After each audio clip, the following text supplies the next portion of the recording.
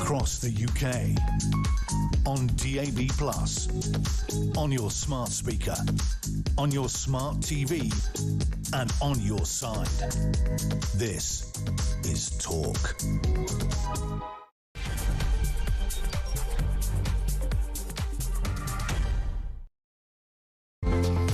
Thank you, Julia. Back on Monday, right here on Talk. It is the home of common sense. As we reported, we broke the news this time yesterday that Labour's one-in, one-out deportation scheme is in chaos after one Iranian migrant returned to the UK within a month of being kicked out. Just for the record, by the way, just 42 have been deported, while at the same time 11,000, let the number settle, 11,000 arrived illegally since that policy was put into place. How much immigration is acceptable? Let's look at the question like that. I'll come back to that in just a moment. We are going to talk the grooming gangs, the grooming gang victims, of course, demanding Jess Phillips resign. Look, there should be no wiggle room for the minister who's in charge of safeguarding women and children. This, of course, has become a game of toxic political football, claim the victims, with both the chair candidates and 4 victims quitting. Survivors are laying out now strict conditions for their return. And why wouldn't they? Why wouldn't they? And in other news, medical cannabis supplies face an overhaul as a new review exposes weak safeguards and poor governance in UK pharmacies, with compliance failures and security issues widespread. What does all of that mean? Well, we'll unravel it a little later, but if you're one of those people that takes the odd puff or the odd vape or whatever form you do it in for medicinal reasons, we are interested in that. We'll talk about it later in the programme. 0344 499 1000. So how much immigration is acceptable? So we revealed those figures yesterday. You kind of almost want to crack a smile in a weird way, because it's sort of gone beyond, we try to take this stuff seriously because it is very, very serious. I mean, incredibly serious, but it sort of gets a kind of a free pass. Channel migration is an obvious example. We see the numbers, and we have done for years, since 2016. We've watched them grow and grow and grow, and it doesn't even become news now. No one really talks about those numbers. It's only when you get a sort of totemic round number, and we now know that since Keir Starmer became Prime Minister, over 60,000 people have illegally entered the country. The population of a town, if you like.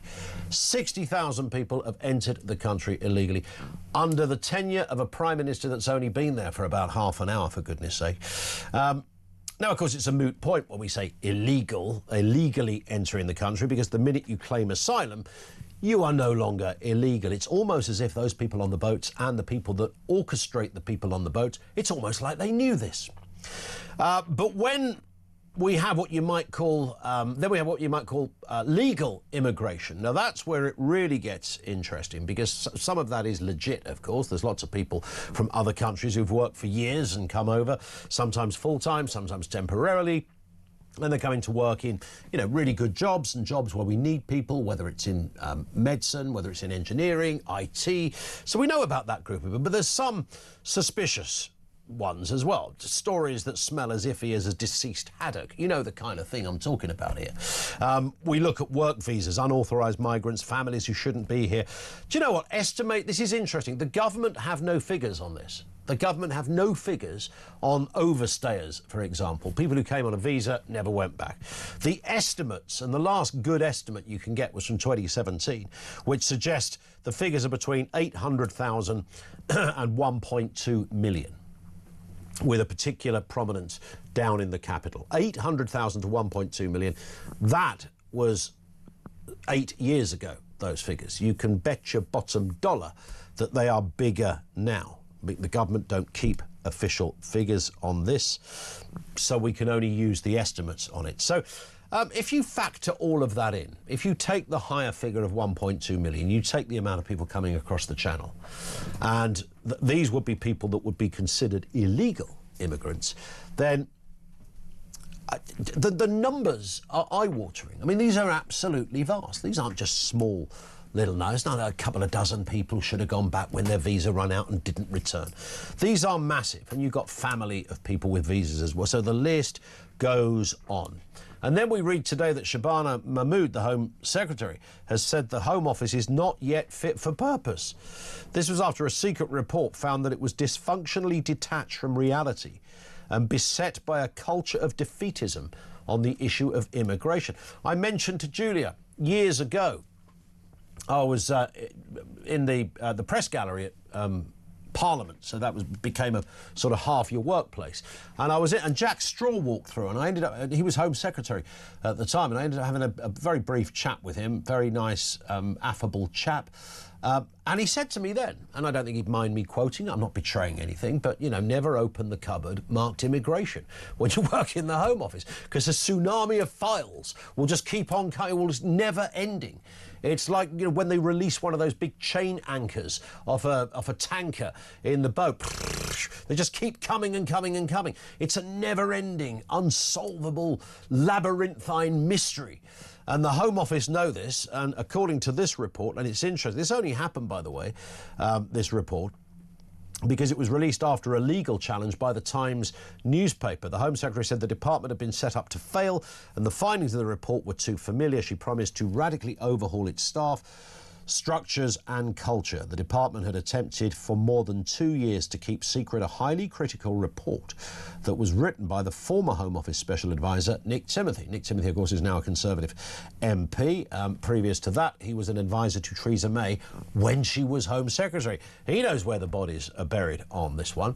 So the whole case, it's a mess. And the reason why, I don't think it's because the Home Office is crammed with sizzling lefties who just want to allow anyone to stay here. There might be a bit of that. It's just too much like hard work. That's the problem. It's too much like hard work. Let's just retain the status quo. It's easier to not challenge it than to challenge it. For every case you challenge or every policy you challenge, you open up another complete wormhole of bureaucracy and extra work. And so they've just taken, like electricity, they've just taken the shortest route every time. So with all of that in mind, the one-in, one-out policy, the overstayers, the fella that was kicked out and then came back again about 28 days later. With all of this in mind, how much immigration is acceptable? And what kind of immigration? 0344 499 1000. Let's get a word on this and the other big stories of the day. Peter Barnes is back with us, political strategist and all-round nice bloke. Hello, Peter. Hi, Ian. How's it going? Nice to see you. Nice to see you. Yeah. It's not often I'm called a nice bloke these days, but well, I think it's got to be done once in a while. And you're nicely suited today as well. I'm trying to make an effort for I wouldn't normally pick up on on one's attire, but you are looking as dapper as it gets. Thank you. I do try. It's in the middle of the day, that's the thing. Yeah. Most people only see me in the evening after spending an entire day in Westminster. They turn you into a dishevelled mess. Indeed. So, yeah. Looking great. Anyway, keep in touch, Peter. Nice to see you. That was Peter Barnes, everybody, with us on the programme. Let's start then with that story that you really couldn't make up. The Iranian migrant who was deported in the one-in, one-out system, returning to the UK in less than a month. This highlights failures as only 42, well, now 41, have been deported versus, in the same time frame, 11,000 that have arrived. Let's have a listen to Reform leader Nigel Farage reacting to this morning on Talk. Well, yes, of course, you do. You order the Royal Navy to stop the boats. Those that do get through would be immediately put in prison camps, ex-RAF bases, that kind of thing, not allowed free to walk the streets and deported as quickly as possible. And can it be done? Well, I'll tell you what, a man called Tony Abbott, who was the Australian Prime Minister, interviewed him in 2012, great man, in 2012, Tony stopped the boat. He did. We had Alexander Downer on, who was as I'm sure you know, Pete, he was essentially the Foreign Secretary, I think, in Australia.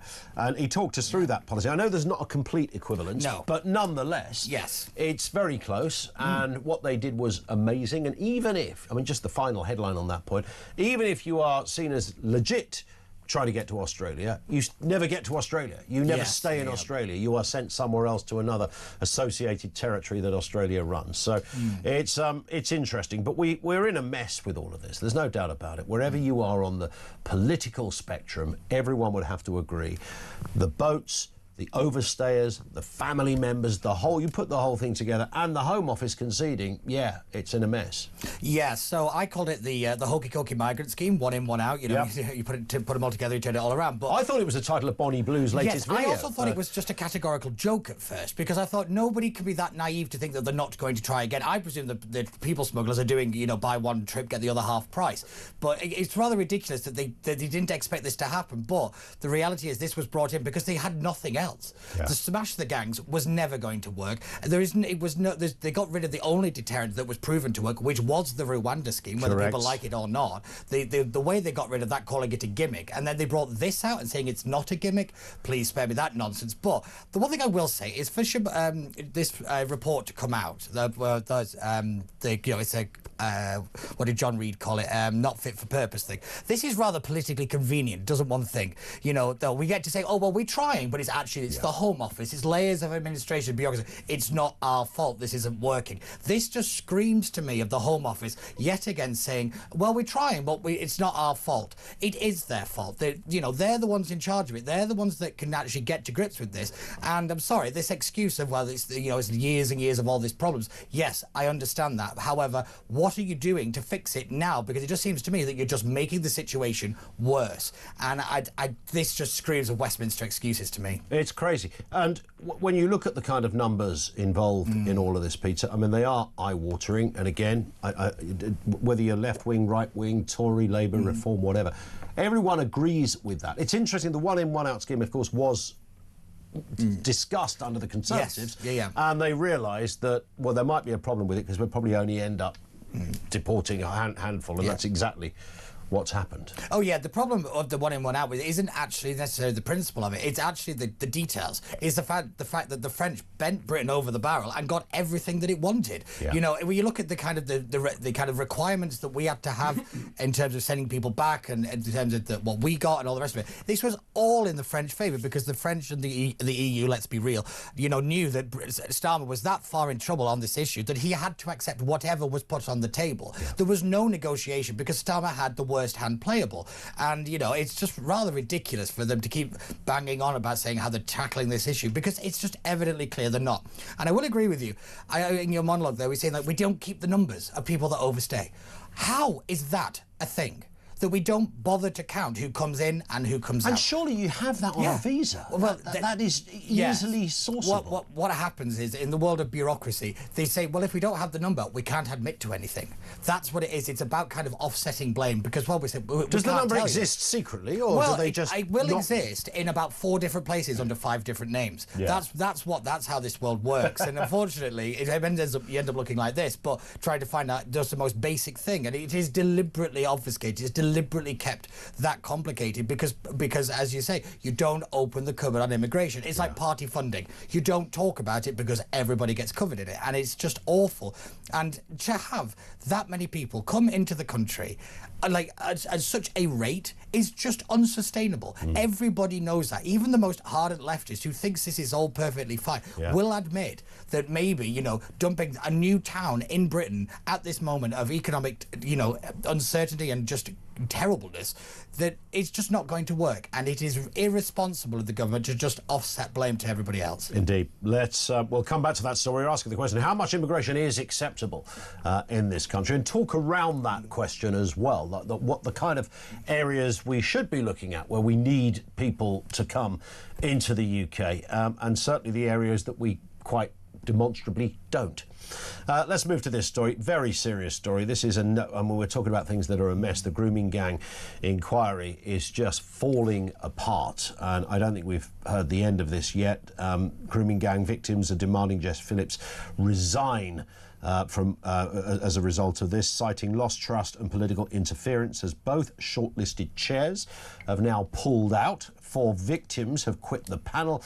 Let's have a listen to Jess Phillips on what should be one of the most important issues of our time, on control and who has control of the grooming gang inquiry. conversation with Oldham is, do we not think it might be better for them just to take part in a statutory inquiry? That it is absolutely nothing to do with the idea that Oldham is telling me what to do. And the more people from that side, he can hold up his paper and have a smug face all he likes, but the fact of the matter is that there is absolutely no council in this country who will tell this inquiry where it can and cannot go. I have said that 1,000,000 times from this dispatch box, and yet the same thing gets peddled again and again. Very angry, Jess Phillips. Very defensive. Well, first of all, this country should be angry at her. As far as I'm concerned, she's a national disgrace and she should resign, not just from her ministerialship, but from Parliament, because of one simple thing. This inquiry exists because victims were silenced, victims were told to go away.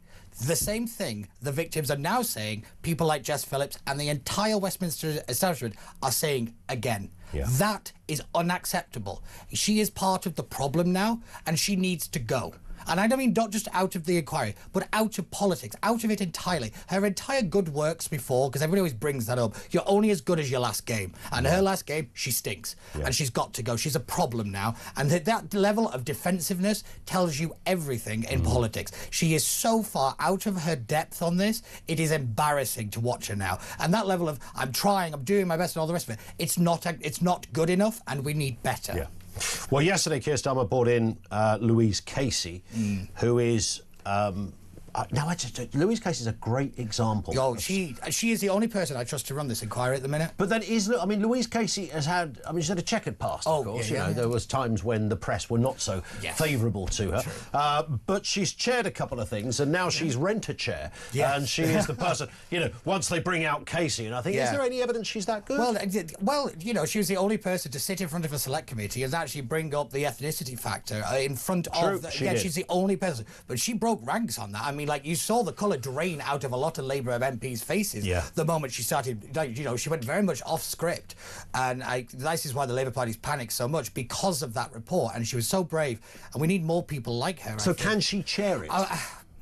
I think she can, but I think Jim Gamble would have been great. But my problem with a lot of people with this inquiry, as soon as the beginning of it started, was the political nature of it will keep good people away from it, because they don't want to be part of something and have their name attached to something that is this toxic now. Yeah. Good people are put off from standing up and being forward on it because of the nature of the debate now. And his resignation letter, he acknowledged that because of his former job, he was a senior police officer, then some would see that as a conflict of interest. I think that's a really important point, but... Again, but then who do you get with no connection to anything? I looked to what I was listening to Julia this morning, and she brought up the judge who led the Grenfell inquiry. He was hated at first by people. He was white and posh and all the rest of it, and then he won people over. He said, "Look, I'm just doing my job, and here it is." And I think we have to give people the chance to do it. We're a bit too quick to judge, I have to admit, but we've got to find somebody, and we've got to find them fast. Yeah.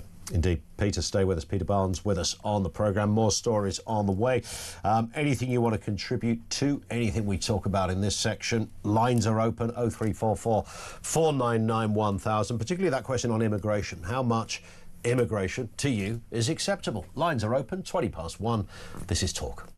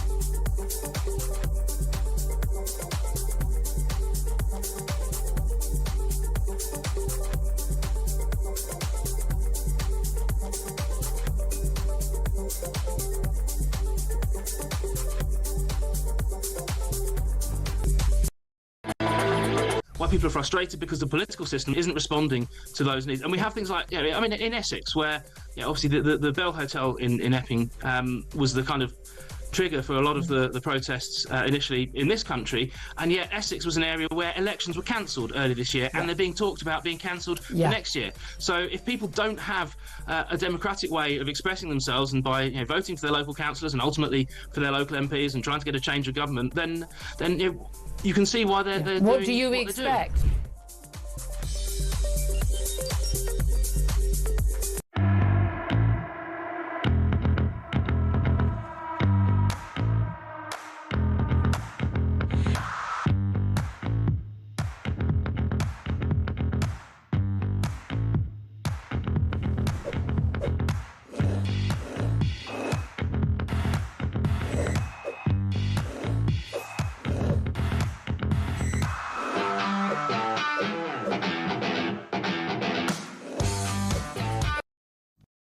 Across the UK, on DAB+, on your smart speaker, on your smart TV, and on your side.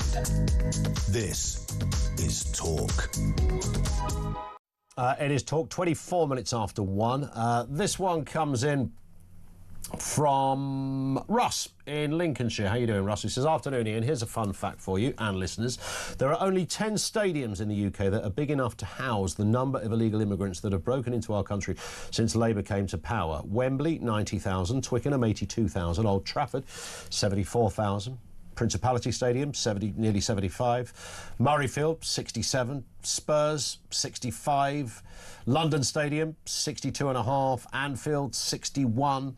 Emirates, nearly 61. Celtic Park, 60.5. The rest aren't big enough for this massive number. Absolute massive. It's interesting when you look at it like that. It's a great way. It's what's known as the problem of big numbers. In other words, we don't know how to quantify like 70, 80,000 people because we have no concept of them. So that's why you do things in football pitches in terms of length. So when you suddenly say it's this many people in a football stadium, you're like, okay, that's a lot of people. But you know, I've heard, this was fascinating. I heard it might have been a sort of an immigration lawyer or certainly an immigration charity who completely reversed that stat on me. And they said to me, when I said, there's been 100,000 in the last 2 years, this about a year ago, that have come in. And she said, well, think about it. It's only the size of Wembley Stadium. Yeah. So she did the opposite. Yes, you do the opposite. She kind of said, it's only... And I said to her, can you remove the word only, from that sentence? What's called leverage words. In other words, they do the heavy lifting. Yes. Yeah. It's only Wembley. It's only one Wembley Stadium. Welcome to the world of spin. It's not a lot of people.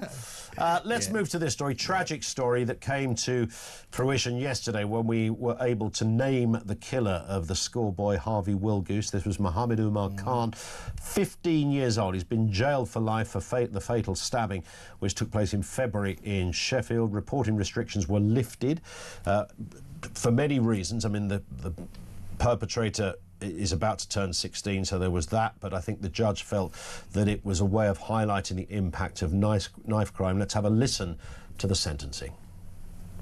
You will remain in secure custody until the parole board decides that you are suitable to be considered for release. The shortest period of time during which you must remain in custody is 16 years. 16 years, and I don't imagine that's much comfort to the family of Harvey. No, I think Harvey's sister called it, our world has shattered forever, and I think, of course it has. But you don't ever get over that. No, right? of course not. But I think what's interesting is the judge goes on to say that it's a child killer who grew up in a world with no brakes. There's no authority in our world anymore in this country.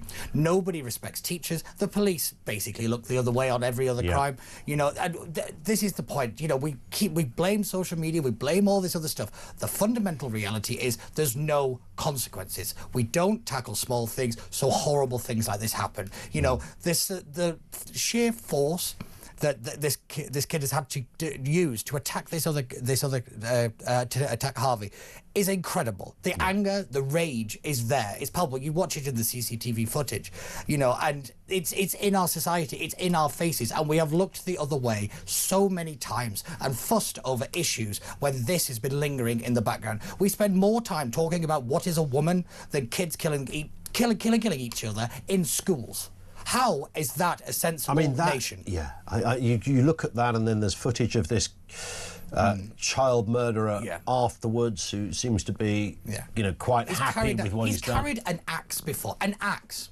Where is the schools? Where are the parents? Where is all these authorities that are being paid very handsomely to supposedly keep our kids safe? They've failed. This is failure of the institutions, of the systems, of everything. Where's the accountability? Who's getting fired? Whose neck is on the line for this? Because somebody somewhere knew this was going to happen and they didn't do anything. And if they did, they didn't do enough. Yeah. Let's move to this final story. This news only broke in around about the last 40 minutes. The only soldier prosecuted over the Bloody Sunday massacre, this is more than 50 years ago now, has been cleared of 2 murders and attempting to kill 5 others. The former paratrooper, who's now in his 70s, known only as Soldier F, will walk free after a judge ruled he was not guilty of shooting dead 2 unarmed protesters. It was incredibly controversial, of course. Bloody Sunday has been, talked about, documentaries, films, songs, all sorts around this one particular area. The bit I wish I knew a little bit more about the politics of this time, Peter, but when the Good Friday Agreement was in place, it meant that some fairly undesirable people were let out of jail. I thought this would have all been part of that at the time, but there were some cases that clearly weren't hoovered up in that, like, we'll ask no more questions, let's move on. I have to admit, the area of Northern Ireland is an issue I tend to stay away from. I don't know, it's not my area, it's not my thing, but this doesn't really change the results of the Savile inquiry from 2010 that said that the murders were unjustified and unjustifiable. That still stands. Yeah. What the issue here is that the judges said the prosecution has failed to meet the level required under the standards to say he's guilty beyond a reasonable doubt. This adds a whole new complexity to the use of historical evidence in these cases. Let's not forget, this is 50 years ago in reality. So the consequences of this are significant. The fallout of it is going to be hefty, I will admit, and this is yet another headache we're going to have to live through. But I do think the importance of this can't be downplayed. But we're in the very early stages of where this is going. So it's one of those things where, again, I'm just going to pull back and say, let's just sit and wait and see where everything falls at the moment. Yeah, indeed. Peter, we have hit the clock. Yes. Goes too darn quickly. You are back, of course. Yes. You're back tonight with Andre and Ash? Back tonight with Andre and Ash, and you'll see me on Friday with Kevin. Fantastic. Looking forward to it. Peter Barnes with us on the programme. Over to you. Couple of guests joining us on those immigration stats as well. How much immigration is acceptable? 03444991000. You can leave a voice note there as well. And, of course, you can message 87222. This is Talk. It's 1:30.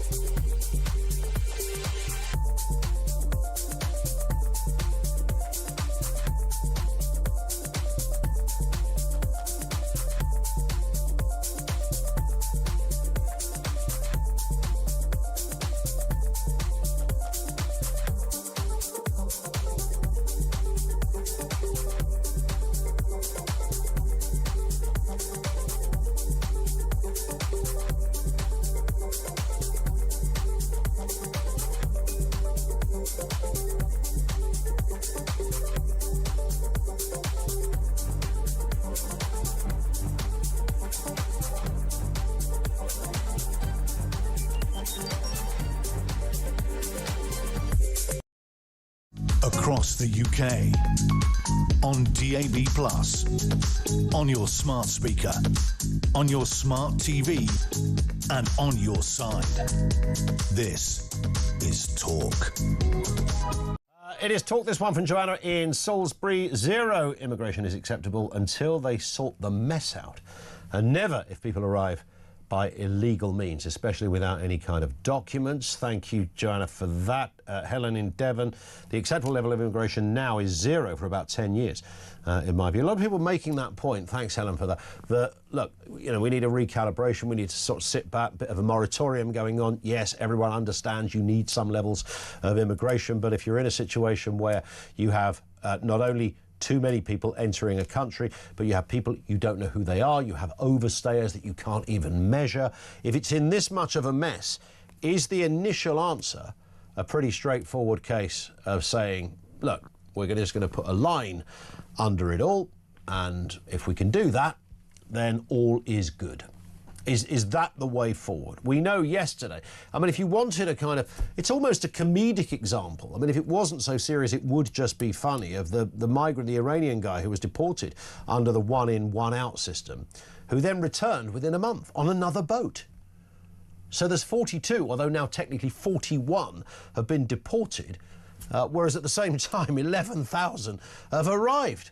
It's worth having a reminder of what Nigel Farage said, reacting to this story, speaking to Talk this morning. Well, yes, of course, you do. You order the Royal Navy to stop the boats. Those that do get through would be immediately put in prison camps, ex-RAF bases, that kind of thing. Not allowed free to walk the streets and deported as quickly as possible. And can it be done? Well, I tell you what, a man called Tony Abbott, who was the Australian Prime Minister, interviewed him in 2012, great man. In 2012, Tony stopped the boats. Stop the boats. Can it happen? Sarah Pochin, Reform UK MP, is with us. Sarah, good afternoon to you. Good afternoon, Ian. Lovely to talk to you. And you too. Always nice to have you on with us. I mean, look, it's a whole mess. It's not just this one story. It's all of the other elements to it. And then we read today that the Home Office, essentially the Home Secretary, Shabana Mahmood, has said, the place isn't fit for purpose. And for years, it seems, this problem of defeatism has gone on when it comes to immigration. Not necessarily because the Home Office is crammed full of sizzling lefties, but probably crammed full of people who think this is too much like hard work to get right. I think what's happened with the Home Office over the last 20 years at least, so, let's remind ourselves, we're talking about 14 years of a Tory government and the Labour government before that. But for at least the last 20 years, the Home Office has become too powerful, it's become self-serving, and not only that, it's clearly not had the leadership and the direction from the politicians that it should have. And I say this time and time again now, this is the tail wagging the dog. And if Reform get into power, when Reform get into power, things will change at the Home Office. And I am sure they're doing their utmost to prepare themselves for a Reform government, because we can't go on like this. Elected politicians need to be setting the agenda. And the only people that can sort out the mess in the Home Office, the dysfunctionality that we are seeing in the Home Office, are elected politicians. That's what the British public want to see from their politicians, leadership. It's not good enough to say that thousands and thousands of civil servants, are lacking direction, confusing themselves with what their agenda is. And what we're seeing here with these pictures that you're showing, with the immigration problems we have, a lot of this is down to the Home Office and not getting a grip of the situation. Yeah, it seems as if civil servants in this area, I'm not just talking about channel migration, but overstayers on visas, for example. Now, you would imagine something like that would be quite easy to pinpoint, because if you've come in on a visa, then your data is clearly there. The date that you were meant to have left the country would be there as well. And I would have guessed, unless it's even worse over there at the Home Office than we thought, Sarah, but I would have thought there must be a computer somewhere that says, tell us how many people didn't leave when they should have left, because that would have been ticked on the box. I have no doubt that when we start to delve into what's actually going on at the Home Office, there has been, systems overlooked, things waved through to cover some of this inefficiency up.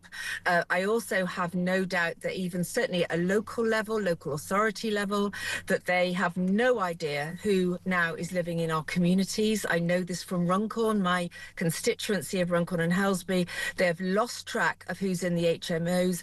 And let's not forget, these people have not had their DNA taken when they come into the country. They have not been vetted.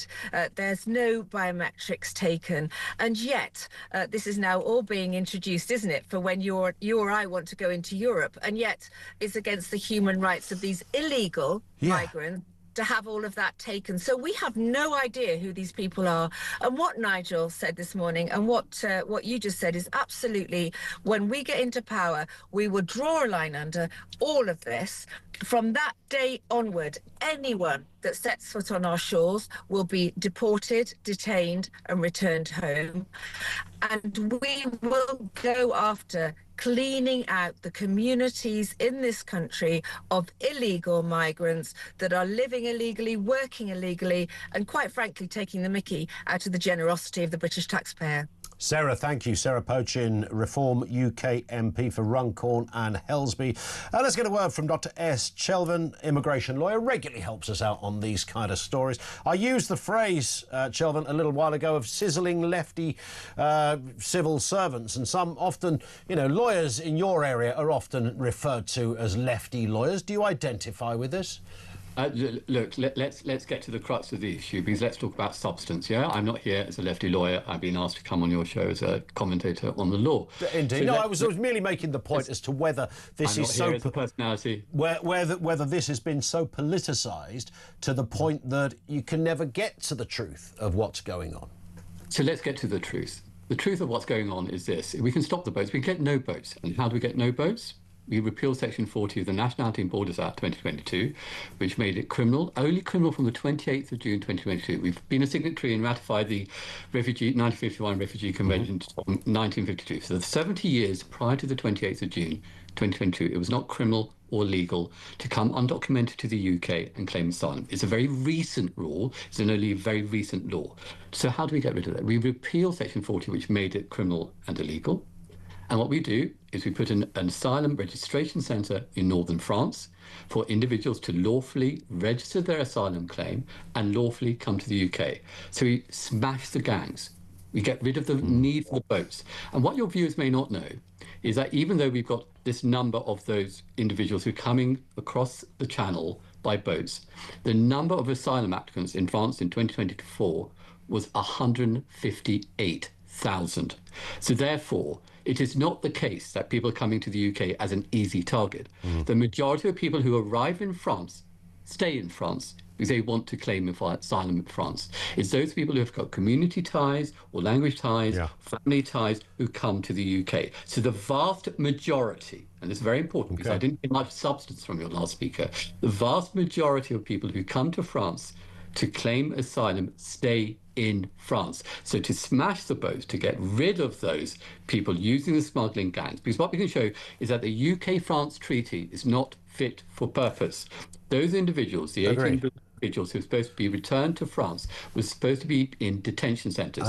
Increases the chances of destitution to that Eritrean national who only a month ago successfully stayed the application of removal, saying about smuggling and trafficking. And this individual from Iran, which is in the news today in the last 24 hours, says that he was caught by the smuggling gangs and forced to work. And that's what happened. I mean, we all know that's cobblers, but that's another story. No, it's not cobblers. With come on, Chelvan.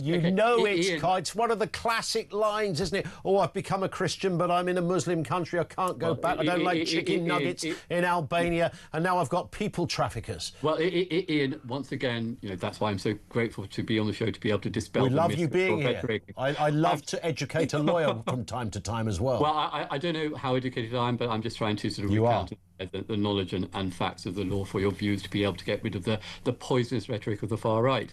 It's not poisonous rhetoric, is it? I mean, did you not? Your individual on the political party, which I will not name, who spoke a few moments ago, talked about we'll send them back home. Well, we can't send them back home because if they're going to be tortured or at risk of their lives, they cannot be sent to their country. And there are nobody suggests it's easy. Nobody suggests it's easy. And well, I would be the last. To your last interviewee, she thought it was going to be very easy. But I think on balance, if you can establish that the bulk of people that are trying to get here, you just let the cat out of the bag. Genuine. By the way, you let the cat out of the bag, Kelvin. You let the cat out of the bag when you said people have family ties to this country. That's the real reason, isn't it? You're coming over to the UK. The reason why because you've got family tie. You want to sit with your Uncle Sid or whatever because you know somebody. The Refugee Convention and the Human Rights Convention is very much about the issue that there can be a multitude of reasons why you come to a country from migration. I myself, at 4 years of age in 1978, came to the UK with anti-Tamil rights in Sri Lanka. And because my mother was an anaesthetist here studying, doing her postgraduate qualifications, we were able to piggyback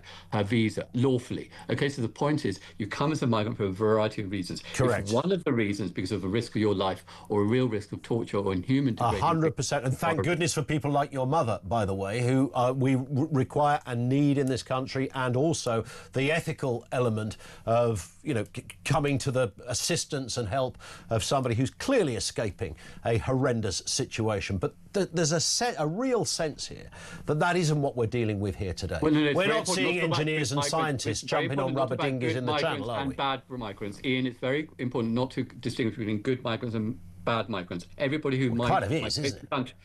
Sorry? It kind of is important to distinguish. No, it's not important. Because then what do we say? Well, genuine and not genuine? You don't think it matters?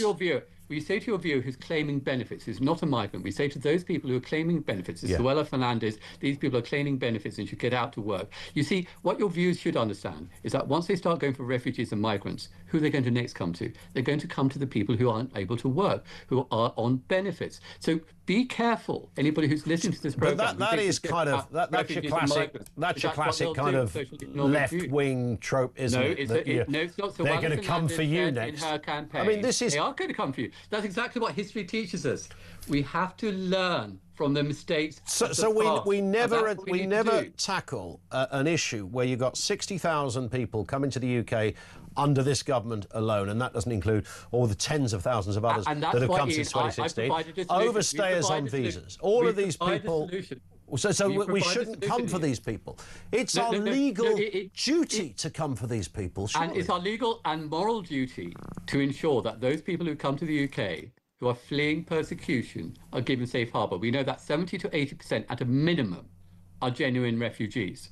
So we cannot go to countries such as Afghanistan or Syria or hotspots in the world and talk about, condemning international human rights abuses without us upholding human rights ourselves as a nation. And that is what's very important. And Ian, it's very important that we have a legal and moral and ethical duty to ensure that those who seek asylum are granted sanctuary. And that's what we do in the UK. We do not call them criminal or illegal. That has been a vestige of the last government. And what we need to do is what we did up to September 2011. Up to September 2011, an individual fleeing asylum could go to a neighbouring country or any country outside their country of origin where they feared persecution and go to the British Embassy or the British High Commission and lodge a claim for asylum. There is no evidence that that system was abused. And that was the system we had until September 2011. So all I'm proposing is a practical solution, which will not cost us 600 million or 800 million we were given to the French authorities to open a registration centre in northern France. And the only reason why we haven't done that is the fear of the far left. It's not the fear of the left. Far right. It's a fear of the far right, not the left, which has caused the problem here, because they're worried about votes in the Reform Well, many Party. people also argue... People have been lied to. OK, look, I don't know how many anaesthetists are at the Bell Hotel in Epping right now. Maybe that's not the question, but even with the Bell Hotel, can I deal with that directly? Oh, please do. In July 2025, there were 3 accusations of individuals in the Bell Hotel in Epping Forest in relation to issues of sexual violence, the allegation and charge regarding the individual 14-year-old, and then 2 regarding 1 allegation regarding assault. In June 2025, your viewers should know there were up to 69 arrests and charges of individuals of violent and sexual offences in Epping Forest alone. Where were the protesters outside the doors and homes of those 69 non-asylum seekers in Epping? So if we're talking about statistics. But you're talking about indigenous people versus people that broke into the country. I don't like to use indigenous. I'm talking about non-asylum. I do not take those sort of terms lightly. They're very, very. Well, I don't use it as it's not meant to be loaded or as a pejorative, merely to identify. It's not meant to be merely to identify and distinguish between people who are indigenous and people who have just come in illegally. There's a difference. And that's why I'm saying you don't. If you can't see the difference, Kelvin, on that, there is a difference, right? No, Ian. We do not know the immigration history profiles of the individuals outside the Bell Hotel were charged within that 69. That's why I'm being very careful as a lawyer. OK, so you're saying it could be more immigrants? But more importantly, where were the protesters out of the houses of the British nationals who had committed those violent or sexual offences? Well, I think you're confusing the point of those people protesting, and they are protesting because the British government have allowed in undocumented, unknown individuals into this country. Now, obviously, there are going to be people who live in the neck of the woods who are criminals. No, there were known individuals who were charged, and importantly, none of those 3 individuals had been convicted at the time of the Bell Hotel protest of any criminal charges. There was no conviction. Remember? Innocent until proven guilty, Ian. Everybody gets that. But if you don't know who somebody is, you've got no idea. They were dangerous. You cannot say they were dangerous unless they've been convicted. I didn't say they were dangerous.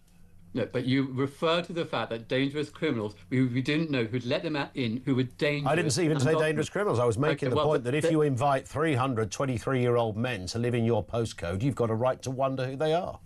Well, importantly, that's why the Home Office do, because they have checks in relation to their identities. There was no accusations that none of those individuals, the 3 individuals who were charged, didn't have their identities known, Ian, and they were charged in relation to allegations of criminal activity whilst being in the United Kingdom, not regarding a prior criminal profile. So it's very important to get the wheat from the chaff, or the wood from the trees in relation to this. When it comes to the issues of stopping the boats, on smashing the gangs, all we need to do is open a registration centre in northern France, register those claims, and not only do we stop the boats, but get no boats. Well, on that point, I think on that point we would probably both agree. Chelvin, it's always enlightening to chat. Thank you, sir, for that. Dr. S. Chelvin, he is, well, you wouldn't have guessed it, he's an immigration lawyer. There it is, 0344 499 1000. This is Talk.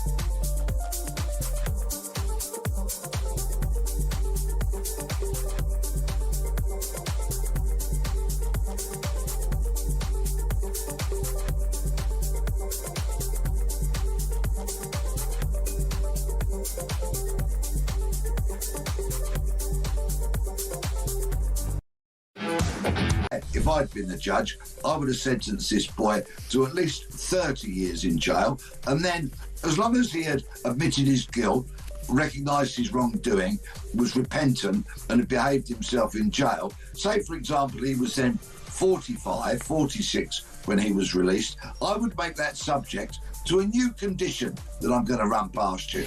And that would be that his release would be subject only if he willingly underwent a fully irreversible vasectomy.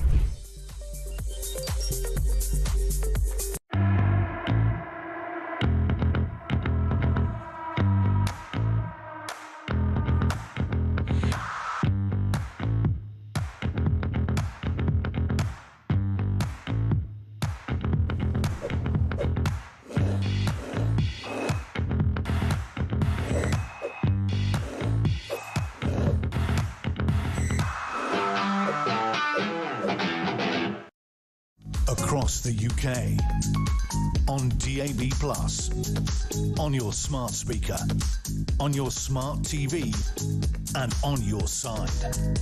This is Talk. David says, I'm having a shot every time the lefty lawyer says far right. I'm nearly drunk-faced, yeah, at the moment. That's going to be the tweet of the day, David. Thank you, mate, for that. This is Kevin in Wiltshire. What have you got for us, Kevin? Good afternoon. Good afternoon, Ian. Just going back to your previous immigration lawyer, he's doing very nicely on this current situation, no doubt. He's got all the right talk, obviously lining his pockets along the way.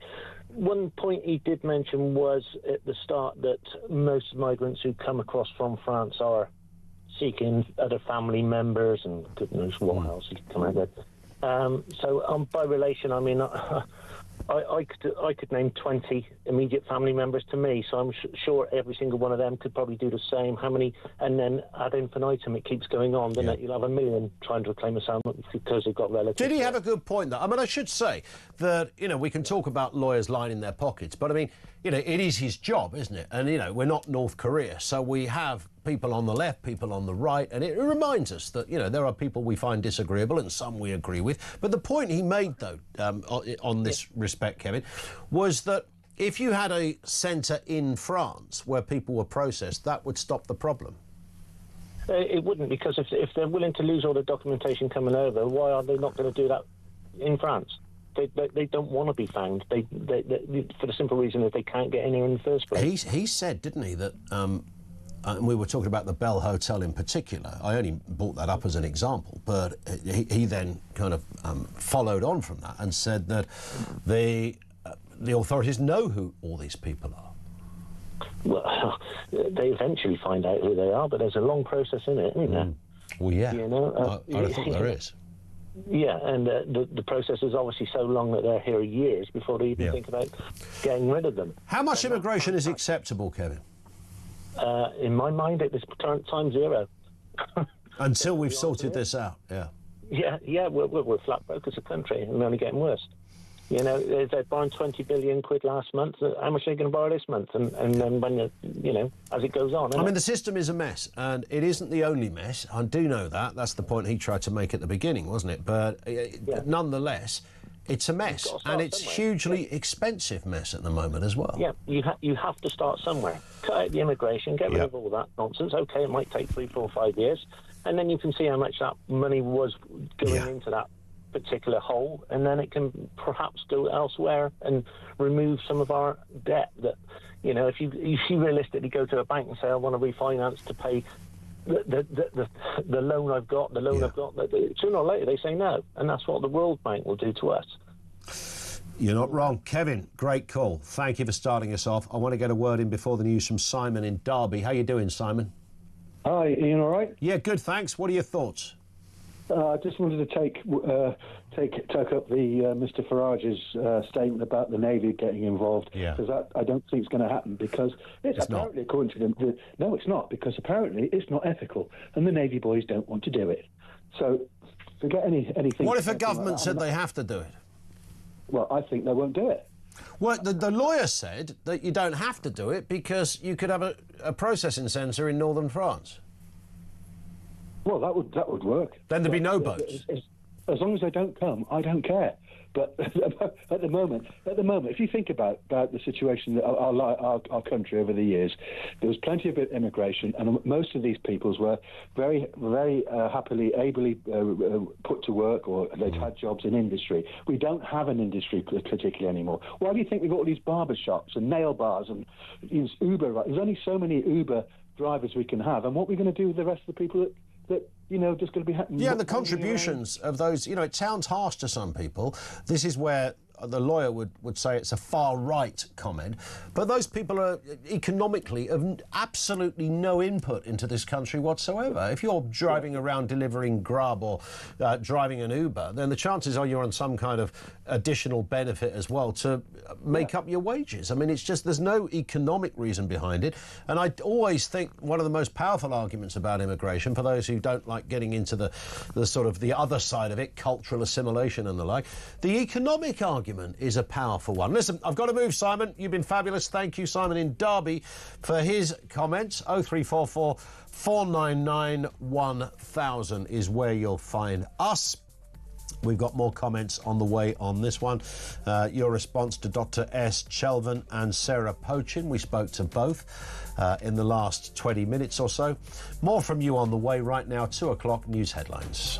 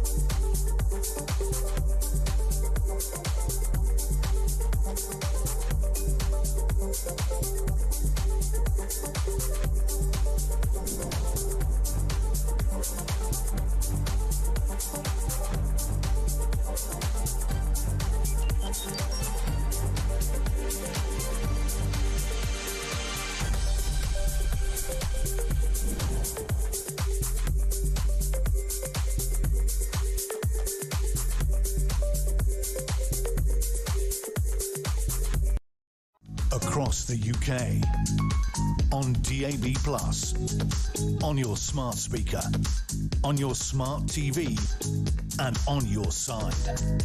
This is Talk.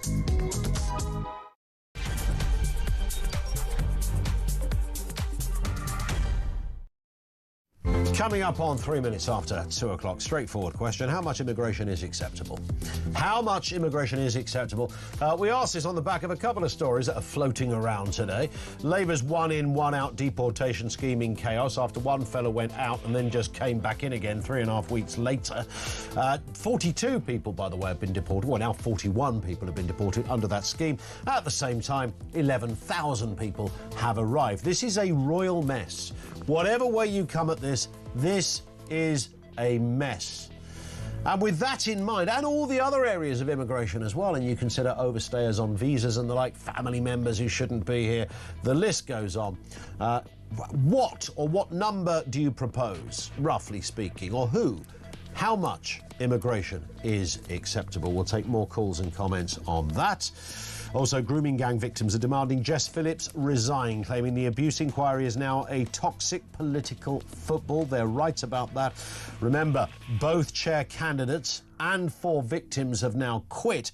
Survivors are laying out strict conditions for their return, and who can blame them? Medical cannabis supplies face an overhaul as a new review exposes weak safeguards and poor governance in UK pharmacies, with compliance failures and security issues widespread. What is going on in the world of medicinal cannabis? Well, if you're a partaker of it for health reasons, obviously, then what is your response? We'll have details on that in a few moments' time. Everything you need to know, all the breaking news right here on Talk 0344 499 1000. We've got some great messages coming in as well. You can voice note us on the other number too if you want to just message, however, 87222. Now, grooming gang victims are demanding Jess Phillips resign from the inquiry. They're talking about lost trust and political interference, as both shortlisted chairs have pulled out, and as I just mentioned, 4 victims have quit the panel. Let's have a listen then to Jess Phillips. Remember, her role as a minister is safeguarding and violence against women and girls. Here she is speaking earlier this week in the Commons. The conversation with Oldham is, do we not think it might be better for them just to take part in a statutory inquiry? That it is absolutely nothing to do with the idea that Oldham is telling me what to do. And the more people from that side, he can hold up his paper and have a smug face all he likes, but the fact of the matter is that there is absolutely no council in this country who will tell this inquiry where it can and cannot go. I have said that 1,000,000 times from this dispatch box, and yet the same thing gets peddled again and again. I don't know whether she's flustered, angry, upset. It's hard to tell, but many victims are asking that she steps down now as well. Let's speak to Ellie Reynolds, a grooming gang survivor. Ellie, good afternoon to you. Hello, you all right? I'm all right. You're at the centre of this, really. You are somebody that thought this just simply isn't working out. What were your reasons? Like I said, there was a variety of reasons, really, over the period that I was involved with the panel. But I started having red flags the minute that the behaviour was very controlling and gaslighting. You know, we were having to draft questions 24 hours before exposing them to the candidates for the chair, which I didn't agree with. I didn't agree with the fact that we weren't allowed to seek support from other survivors on the panel or our general support network. We were told that if we needed support, we had to go directly to them. We were told if any media was to contact or any comments were asked from us, we had to report it directly to the Home Office and NWG network. It became very just a toxic, dangerous environment, really. And then when we were proposed with the candidates for the chair, I don't understand how they imagined any survivor to sit there and be happy with the fact that they were former coppers, former social workers. These are the very institutions that have failed us for years and years and years. So how was it expected that we were going to sit with people like that? And respect to Mr. Gamble, who resigned, he even acknowledged that in his resignation letter. Well, I mean, I have my own opinions, but I believe that, you know, they stepped down relatively quickly, and if they had anything about them and they weren't there for, you know, a sidetracked view or to be complicit in a cover-up, they would have defended that very reasonably. That's maybe true too. I mean, who do you get, Ellie, to chair this that is not, you know, somebody who is clearly capable intellectually of being across the detail even when it's not written down, but they're forensic enough to sort of see it there, realise what needs to be done, but they're not an establishment figure. It's not easy, but what is your suggestion? I don't mean specifically who, but what kind of person could chair this? I I think given that, you know, even Jess Phillips admitted when she said, and I quote, "Find me an institution that has not failed," I think it's very hard to think of somebody, but I always just say now, you know, somebody that's human, somebody that has a heart, and somebody that's not going to step on that panel and be sidetracked or, you know, non-biased. And they need to be non-biased, they need to be impartial, they need to be about the survivors. And I think what we're struggling with at the moment is finding somebody that isn't complicit in what was turning out to be a setup. Well, indeed. I mean, and it's not even hard to understand, is it? Because this inquiry is not just about justice for, you know, I know it's not a courtroom, it's an inquiry, but as a result, victims like yourself hope there's some form of justice. So it's not just about the specific crimes that were carried out, it's about the cover-up of the specific crimes. And, of course, that is key to it. That's not a side point. That is the point, right? Exactly. And like I've said many times, you know, we're not going to be silenced anymore so that they can all sit comfortably. They're just... We've been failed twice. We've been failed once by the abuse that we had to endure, and then two, by the systems and institutions that was there to protect us. Nobody has ever really protected us, and I think that's where the concern is now coming in. It was going to be a set-up, but luckily it was exposed before it got to that point that we had to deal with more heartbreak. Yeah.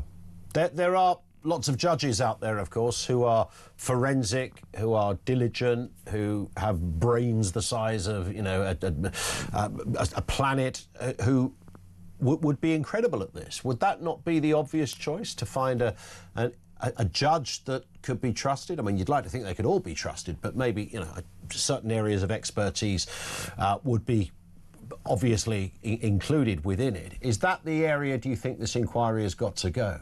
To appoint a judge? I think appointing a judge, but there again, I think it's very hard now to have any faith within any institution, authority or service. So I think it's put us on the back burner a little bit, because really it was common sense anyway for them not to have candidates that were former social workers and former police officers. But by the looks of it doesn't seem like there's any common sense within a lot of them at the minute. So it would be preferred, but like I say, it was preferred if it was somebody with a heart that was impartial and non-biased, but they still went against the survivors. I mean, it was supposed to be survivor-led, and I think we were there so that they could turn around and say, well, you know, we consulted with the survivors when they needed to pass the blame. Luckily, it hasn't got to that point now, because we've stood up and we've said what's right, but it's sad that it was going into a cover-up. And victims have been let down by law enforcement, by councils, by social workers, by educators. I mean, right across the board. So if you're trying to get to the root of all of that, then you don't... Well, you wouldn't put a former social worker on the I mean, even if they were nice and diligent and, you know, you just wouldn't do it, right? You just go, well, sorry, you know, that's just a conflict of interest. I think you'd apply that in lots of areas of life, wouldn't you? You'd think logic would prevail, and they would say, well, you clearly can't have somebody, a local, I don't know, former councillor, bearing in mind that much of this story does fall into the laps of councils and councillors. Exactly, but I also think that if it was so survivor-led like they made out, they would have considered that putting a former police officer or a former social worker, they never considered how triggering that was going to be for us. It was automatically going to get our backs up. We've been failed numerous times. That again is another reason why it was never survivor-led. It was all about a narrative that they wanted it to suit. Do you think Jess Phillips should resign? Absolutely. I think the way that she conducted herself yesterday in the House of Commons was disgusting. I think you really need to look at her now and think, how are you one that liaises with survivors and victims when you can't even contain yourself, when you're national, you're going public? She was embarrassing, and she was angry. But the question is now, why were you angry? Is it because it didn't go how you wanted it to go? That's quite possible. And finally, Ellie, do you have a name in mind as to who could do this? I think it's very controversial, but I think, you know, you have the police officers that have whistleblown because essentially they didn't sell their soul for silence. You have your likes of John Wedger, Maggie Oliver. You have Raj Amir that again, he exposed a lot. Nobody would like to talk about them though, because they're doing the right thing. I think Well, as I say, it's somebody that's human, somebody that's got a heart, and somebody that wants the raw, unfiltered, uncomfortable truth out there, because that is the aim. Unfiltered, uncomfortable. I think that's absolutely central to everything, and brilliantly put. Listen, Ellie, thank you for your time. I wish you luck on this journey that you should never have had to have gone through. And if you do have to go through a journey that is as difficult and as emotionally driven as this will be for victims, the one thing you hope is that it's a bit seamless.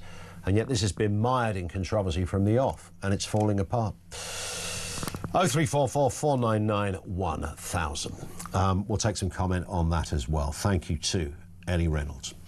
Let's go back to your calls. We're talking about immigration, among other things. Unusually enough, it does crop up from time to time. Mark's in Lincolnshire.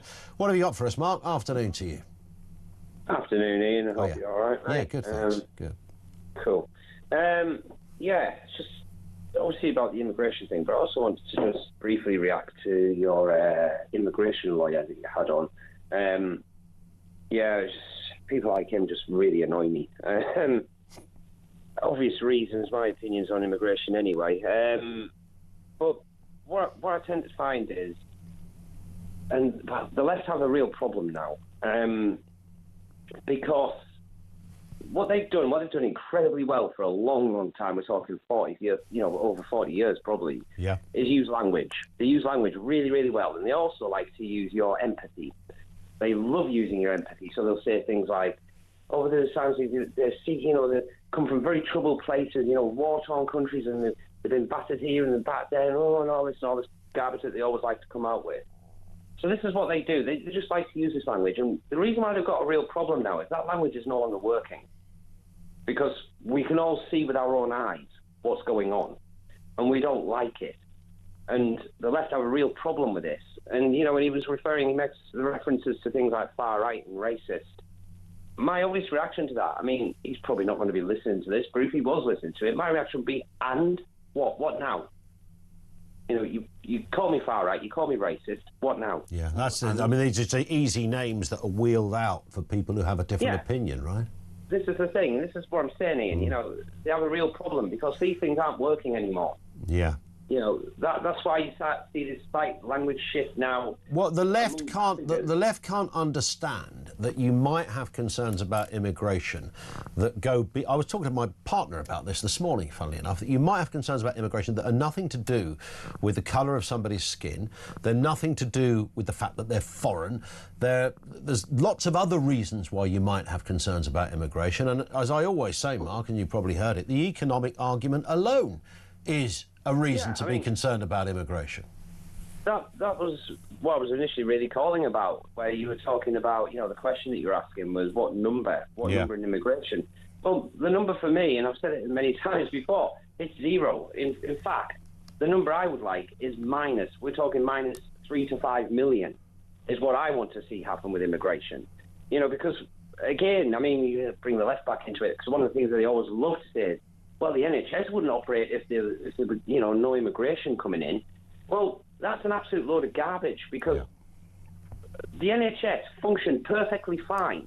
I remember, and we all remember if you're old enough, I'm 51, and, I can remember the NHS in the 70s and 80s. If I was sick as a kid on a Sunday, the doctor would visit me at home, the GP. Yeah, he'd come around with his big bag, right? I went to hospital to have my tonsils out. It was all relatively quickly done. Yeah. I was back then, you were in hospital for a week with your tonsils, but, but these are discernible things that we all know to be true because we've experienced it. Now, if you're a bit younger, you might appreciate, you might want to sit there and think, oh, well, yeah, he's got a point. But for somebody like me, it's like, no, that's absolute garbage. The reason why you need to bring these people into work in the NHS is because you brought millions of other people in to the country that are now service users of the NHS. So you've increased populations, which has caused part of the strain on the NHS. I get it. Listen, Mark, I've got to move. You've been great as ever. Thank you, Mark in Lincolnshire.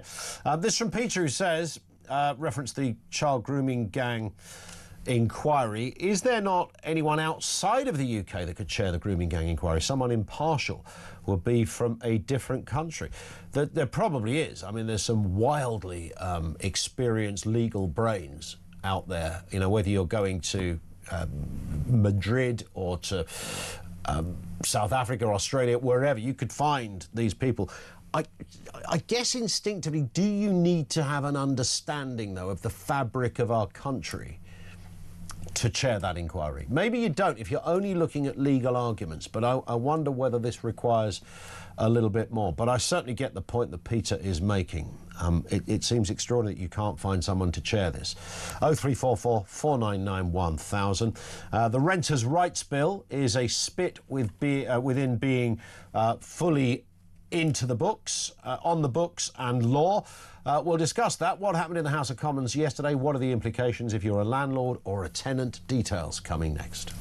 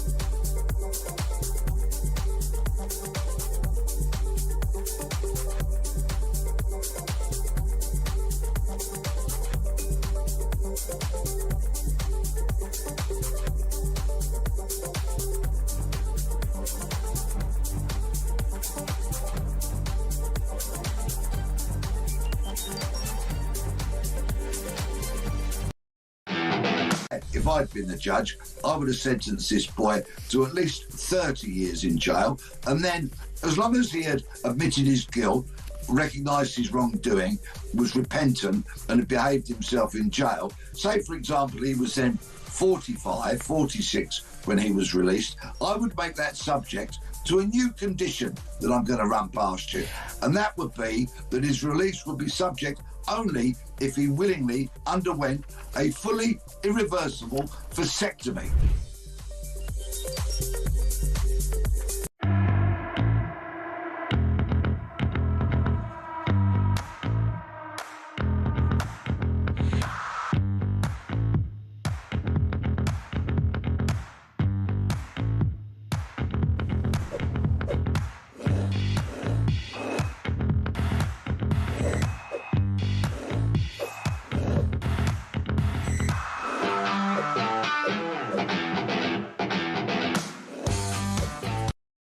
Across the UK, on DAB+, on your smart speaker, on your smart TV, and on your side. This is Talk. It is talk 22 minutes after 2 o'clock. So the Renters' Rights Bill, which will scrap Section 21 evictions, fixed-term tenancies, forcing landlords to accept periodic agreements and pets, is up and running. These reforms, of course, could drive landlords out, hike rents and worsen Britain's housing shortage. But, of course, the headline is that the Renters' Rights Bill is now set to become law after Commons approval and now heads for royal assent.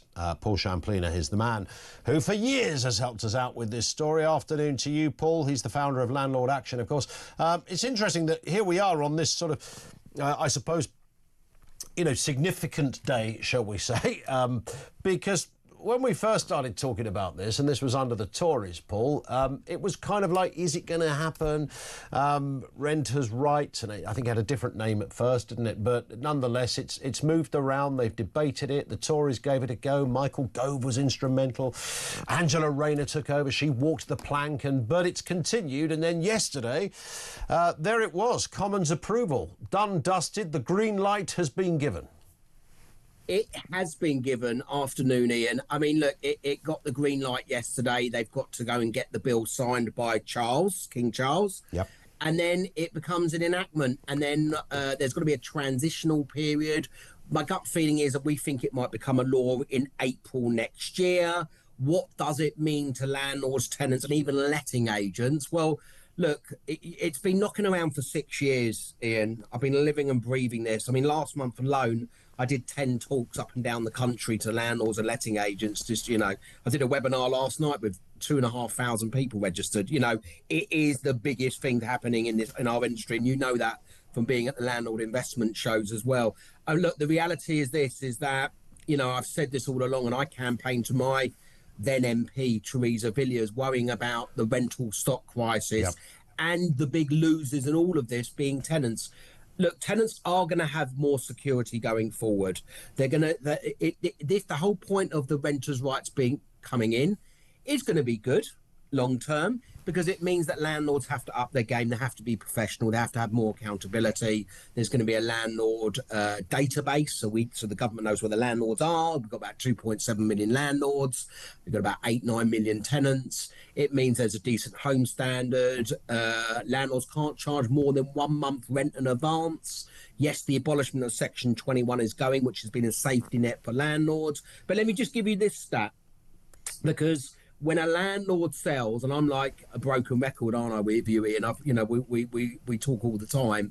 And when a landlord sells, that's bad news for a tenant. Yeah. And if it's bad news for a tenant, it means the tenant has to leave because the landlord wants to sell. Now, I think the market most probably is hardening a bit, and obviously there's an encouragement that tenants obviously want to get on the housing ladder and obviously buy a property, which for a lot of people is a complete pipe dream.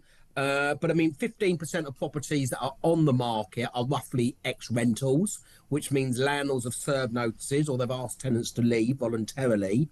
And only in Q2, between April and June this year, you had 6,700 households approach the council because they needed help because they're being made homeless. Yeah. Because landlords were selling their properties. And I think it's be careful what you wish for. And I think a lot of the tenant groups out there, like Shelter and Generation Rent, need to actually take stock of that as well. But I think the bigger picture is affordability is an issue for tenants. It's really hard to rent because, of course, the average rent in London now is about £2,400 a month. Yeah, I mean, it's huge. Is there any? I mean, we've heard the arguments, and when I've hosted debates on this at the Landlord Investment Show, and we'll be doing again on the 29th of October. That's next week. Next week we'll be there. Next week, Old Billingsgate. And that particular debate, Navigating Change, the future for UK landlords. There's been a lot of disquiet. There's been a lot of concern. It's been quite foggy, some of the information. Is there any good news for landlords in this? Is there part of this bill, Paul, that you could extrapolate and say, well, it's going to mean a bit of extra graft. You've got to, that word, professionalise your outfit if you haven't already, and most landlords do, it should be said. So there's all of that going on. But is there anything from that landlords can go, thank goodness they've done this? Well, I could be quite flippant and say Angela Rayner resigning, but that's another story. I wouldn't go there. I wouldn't dream of saying that. I would say, look, what is there? Look, you can't compare being a landlord and renting out your property from 5-10 years ago. Those days are over. There's much more regulation. I think the big worry for landlords, actually the big threat for landlords, is rent repayment orders, where tenants can claim for up to 2 years of rent within 2 years of leaving their property if a landlord's not being compliant. So my only advice to a landlord now, if you're self-managing, and I think 94% of landlords have 1 to 2 properties, they need to consider using an accredited letting agent, which I think is really important. But, you know, look, pensions, savings, landlords are being taxed to the hilt. You know, the last time that I was on, I think maybe the time before, we were talking about landlords being taxed on national insurance on their income, on unearned income. Landlords have been easy targets for the governments, blue and red, dare I say it. But at the end of the day, we have a housing shortage. It's supply and demand, and you have an average of 11 tenants vying for one property.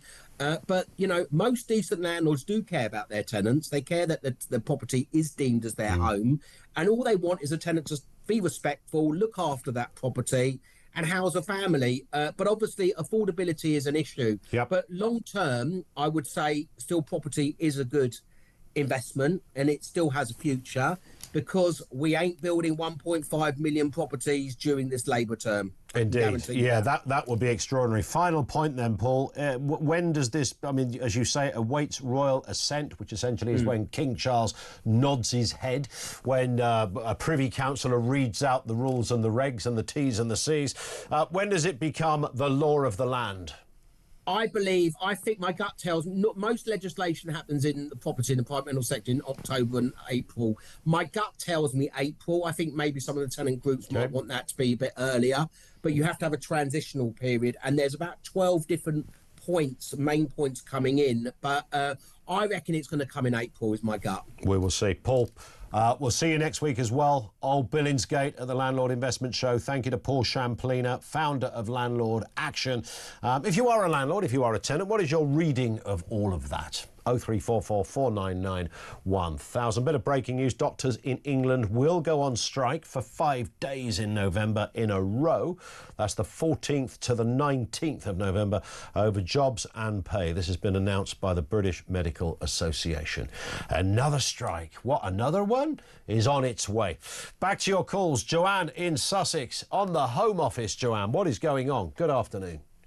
Good afternoon. I can tell you an absolute belting story, which is all true, and if you want to see the paperwork, I'll happily come and show you. Fire away.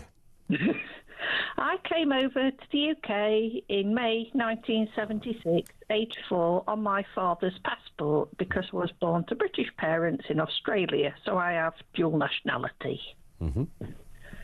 What's your other nationality? Yeah, a dual nationality, Australian and British. Australian, okay. Yeah. So when I changed my job in the 1990s, it was flagged up I was an illegal immigrant. Oh, I was shouldn't even be here. Working and put on the dole while they ascertained who I was. So you went through all of that, having been here for years. I mean, many people have experienced this. What was the... I mean, you're obviously still here, but was it much of a process you had to go through? Because this, I suppose, rather illuminates the shortcomings of the Home Office. The Home Office are a bunch of blithering idiots. That's putting it politely. I raised my case with Dennis Skinner, the beast of Bolsover, Labour MP. He had a COBRA meeting on my behalf to say, look, what's going off here? She's a girl working, paying tax and national insurance. What is your problem? Yeah. That is what people are supposed to do. Correct me where I'm wrong. That is indeed. But he found out that the wonderful people at Heathrow Airport, when you come in on your father's passport, they never wrote down that we ever landed. So there was essentially no record of you existing? Exactly. Wow. Are you legal now, or are you illegal? I mean, should I be campaigning for your removal? That's what I want to know, John. I am perfectly legal. Well, you say that. I've got no I can't see any documents. I mean, you could be a bit iffy. We've sorted it all out now, thanks to Dennis Skinner, who was utterly appalled and embarrassed. There you go. You don't often hear thanks to Dennis Skinner in a conversation, so I'm glad you were able to sort it out. I mean, that's an MP being a proper constituency MP. Joanne, thank you very much indeed. Joanne in Sussex, who's experienced the turmoil, the inadequacy, the ineptitude, the shortcomings of the Home Office. 0344 499 1000. This is Talk.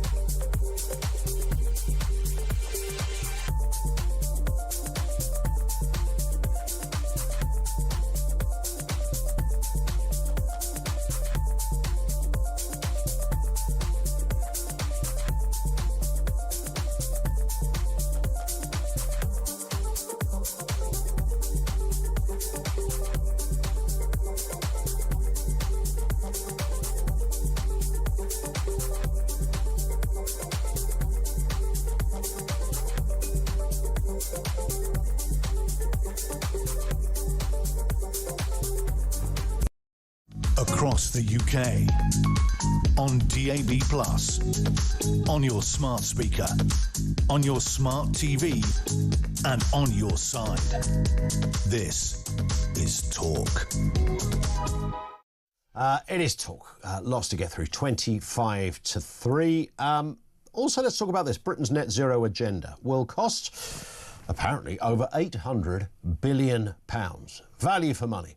Hammering taxpayers with lost fuel duty and expensive heat pumps, the scheme misses targets, energy bills keep rising and expensive climate policies push Britain further into chaos. I think that, that's where we're at. That's where we're at the moment, and that is the criticism of it. Let's speak with Ryan Wayne, Executive Director of the Tony Blair Institute. Ryan, good afternoon to you. Afternoon, Ian. Nice to have you with us. I mean, it's a bit too much money, isn't it? I mean, there's other ways, surely, of looking after the planet. We all want to do that. We don't have to completely bankrupt us by doing it. And I'm glad you talked about those two things, money and the planet, because we are in a cost of living crisis and we're also in a climate crisis. And the argument we're making at the Institute is that anyone who's pretending that one of those doesn't exist or isn't happening is telling you lies and shouldn't be trusted on this. When you say that, I mean, is there are people, even those that work in the environmental world, will say, you know, is it over? The word climate crisis is quite contentious, and it's almost designed to close off any debate, some argue. Whereas there are environmentalists that say, no, well, we've just got to, you know, work with changing times, changing conditions, and we don't have to catastrophise it. We're not going to die, we just need to adapt. Yeah, and I think being able to adapt is absolutely critical to it, and we do have to be pragmatic in this debate, and we've got to get rid of all sense of climate being a religion or an ideology that people are beholden to, and bring rationality back to it. But bring that down to Britain, right?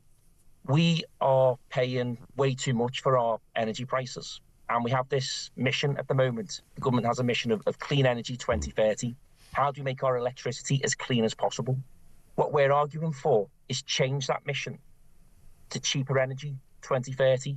So you start to change the priorities and you send that message to the great British public as well, that the commitment here is, in the throes of a cost of living crisis, we're going to try and bring those energy prices down. But, and this is really important, we don't give up on net zero by 2050, like someone's suggesting. We're not going to get to net zero very easily, though, are we? I mean, it's not going to be... I know there's people that say, you know, the net zero thing, it's, you know, good luck to everybody, but there's not even any need to get to net zero. We just need a sensible reduction. But putting that aside, that's a view that some people have. What happens, though, when we do get to net zero, Ryan? I mean, what's the story then? Does everything become tickety-boo and more polar bears start breeding and the trees start growing better? Is it David Attenborough? You're painting a utopia. Well, I actually think there's a more short-term ambition, and actually it goes back to the point you made about money and the cost of living. Rather than focus on where we get to in 2050, we've still got to keep that target. Let's look at where we do get to by the end of this Parliament, by 2030. And for me, it's got to be lower energy bills. Why? Because you've got to alleviate the cost of living crisis. People have got to feel it in their back pocket. And also, this country, more than anything, needs economic growth. And you get economic growth, I think, by making our energy as cheap as possible. How are we going to do that, though? Because nobody's got... I mean, Ed Miliband, I mean, many people wouldn't trust him out the back running a bath. I mean, you know, the idea that Ed's got some secret plan to make electricity globally cheaper is a bit of a joke, isn't it, Ryan? Well, I've got this image now of Ed Miliband running a bath, which I'm going to move on from. Look, you can't unsee that now. To be fair to Ed Miliband, I think he said this, he absolutely gets the point about we are in climate crisis and a cost of living crisis. By focusing on cheaper power, though, instead of clean power, it allows you to do things like, this is a technical term, zonal pricing. And what that means is, rather than thinking about energy prices that are being set for the whole of the UK, if someone like Scotland, where it's really, really windy, or Cornwall, where the sun is shining, and you've got big wind farms and solar farms there that produce an electricity that costs essentially £0, bills should be cheaper there, rather than paying the price that the whole of the UK pays. And that would see a radical shift in energy prices, that then could start to see things like AI data centres, all of these big modern innovations that need cheap electricity start to open up there. And what does that do? It gives you growth. But there's also things that you can do almost overnight. You could take away some of the carbon taxes, for example, on gas, and that could knock 10 to 20 quid off every household's bills, or you could choose to focus that on the poorest households and even save hundreds. But you mentioned zonal pricing, and even that's a contentious area. I know people like Dale Vince, who are, you know, very much Labour people. In fact, I think he's Labour's biggest donor. He's against it. The head honcho of Octopus Energy thinks it's the best idea ever. So there's even a divide there. Yeah, well, Ian, I mean, I'm venturing into the world of energy policy, and it's incredibly complicated, but I do think zonal pricing just makes so much sense. If energy is being produced for next to nothing, then in areas where they built wind farms, those areas then should benefit from next to nothing energy prices. And I think that would unlock opportunities in those areas too. I'm on Octopus's side on this one, and I think they've made a very compelling case. At the moment, we have such an expensive energy system because we've got an outdated grid. It's been underinvested in for decades, and it's a 20th century grid for a 21st century economy. So we need to upgrade that, but maybe take our time. So we're not trying to rush to 2030 and get there as quickly as possible. Take our time a little bit. We'll try and get cheap power online now. I was reading today that Ed Miliband, so sorry to bring Ed Miliband back into it, without the bath on this occasion, you'll be pleased to know, right? Ed Miliband has said that if the SNP are booted out of Scotland at the next elections, he would like to see Labour come up with nuclear energy power in Scotland. Many people say that back in the day, when the Blair or the Brown government were in power, if they'd have done that, or even the Major government before them, if they'd have done that then, we wouldn't be sitting here now, and nobody would be wanging on about net zero.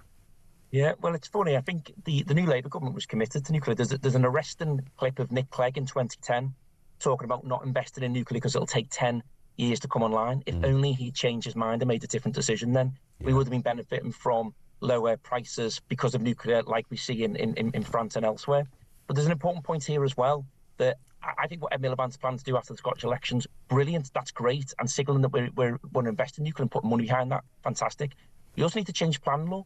We need to make it as cheap and easy as possible with sufficient safety regulation to build nuclear power plants in this country. At the moment, it is exorbitantly expensive, and we need to change that.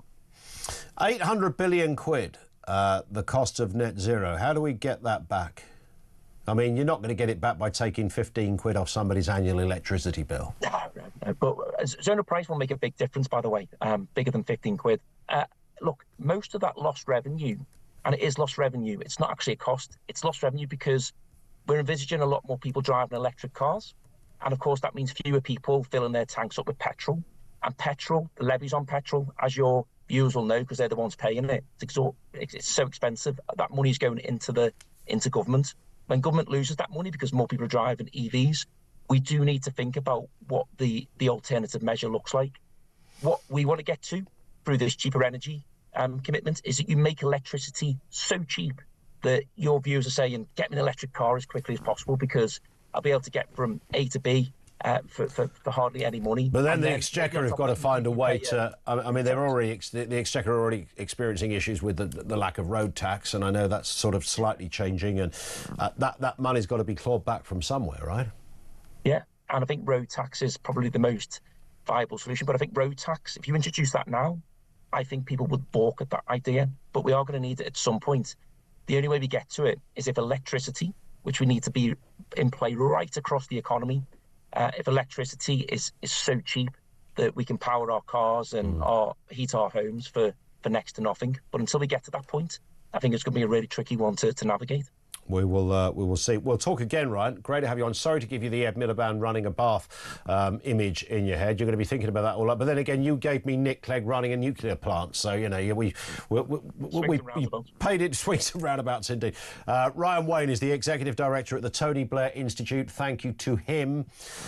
Your thoughts on that? If we're talking about £800 billion, and I mentioned lost fuel duty, expensive heat pumps, and again, the heat pump argument, that's a lot. I mean, you can't put them in all homes. Is that the only way to do it? Is there no other more efficient, cheaper way to do this, to get to net zero?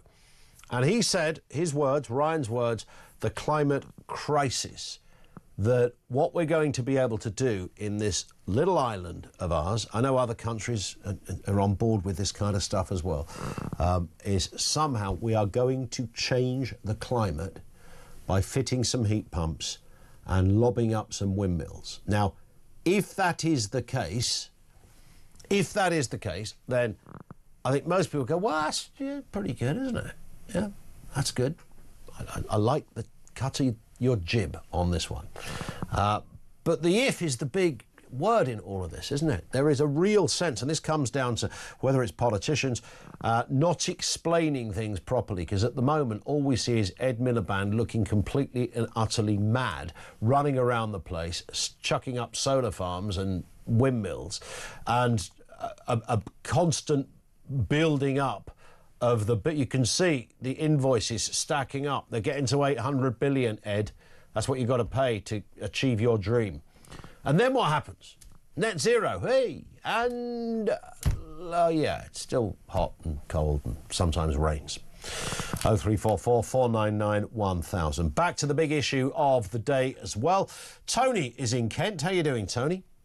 Hello, Ian. How's things been, mate? It's not bad at all. Good as gold at this end. What's happening?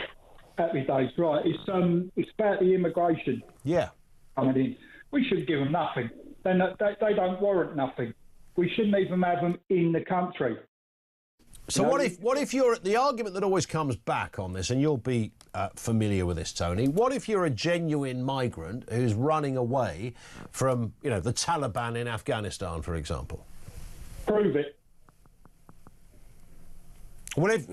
Prove somebody is from Afghanistan? Yeah, prove it. Prove it. Prove that you've run away. Prove who you are. Give some identification over, whatever. Prove that you are legit. If you've got your details, I mean, years ago they used to talk about migrants throwing their passports over the boats and stuff. I don't know if that still happens, because the Home Office do have to establish who somebody is. I don't know how they do it, and maybe there's a very iffy way. But if you could prove that, then does that change how we deal with that person? Yeah, they go through the right channels because they've got proof that they're legit. If they can't prove that they're legit, then ta-ta, thanks very much, but we don't... Well, that's what's meant to happen already, isn't it? That if you can't prove it...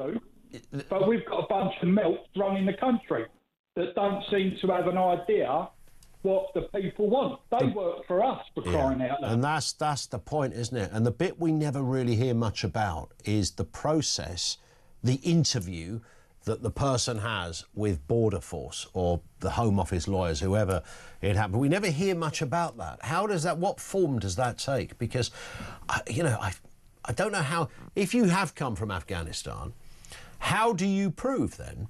Because you're claiming, look, I can't go back home because the Taliban are going to kill me because I don't support them and I'm a troublemaker. So if that's your argument, how do you then prove it? And if you can't prove it, my suspicion, Tony, is that the Home Office will still come out on your side and go, well, we can't take the risk of sending you back, so we're going to rubber stamp your application and you're free to stay. And that's what I think happens. Ian, with all due respect, we should go, not our problem. You want to come here, it's down to you to prove. I've got a couple of other things that I don't think you're aware of. Go on. You know the Britannia? The hotel. Marsh Hall, in Marsh Hall. Now, I've got it on very, very good authority, and it's been seen, right, this is going to blow your mind, mate, right? They're shipping in prostitutes under the cover of darkness of an evening, right? They're shipping them in, then they're shipping them out to sustain their sexual urges, shall we say. I would suggest that's probably balls, but I have no proof either way. But do you, Tony? Prove it. I can't prove it because I didn't see it, but the person that I've spoken to is bang on the money. Yeah. But that's just out there anyway. Another thing, okay. The Braintree Hotel. Hello? Yeah, I heard. Yeah, the Braintree Hotel. Apparently, they've got a load of migrants in there being tested for TB. Right. Well, we'll try and look into that. I mean, if we can find any proof on that one, then who knows? I mean, of course, all of these things are important. Tony, thank you very much indeed for that. It would be extraordinary if they were shipping in prostitutes. That doesn't mean a prostitute never went into a migrant hotel, by the way. But I doubt whether the Home Office are supplying them. No more than the Home Office are supplying a mobile phone and that kind of stuff. You take my point. It comes under the umbrella, by the way, what's the most powerful argument that you can have to convince people of the horrendous and industrial scale problem that this country has with immigration? Because we do. Now, if you go on social media, and there was a little bit of that with our last comments there from Tony, you will find all manner of tales, and they don't always help, really. They don't, because you need to have a credible, coherent argument against it. I still think the most credible one is economic. I think that's, and the second one is social cohesion. That's a slightly harder sell. Do we have an obligation to people who've escaped a tyrannical war zone? Is that part and parcel of who we are? 21st century, this country's always said, Ukrainians escaping Ukraine, you're welcome. Hong Kongers escaping Hong Kong, similar deal. Responses on that, 0344 499 1000.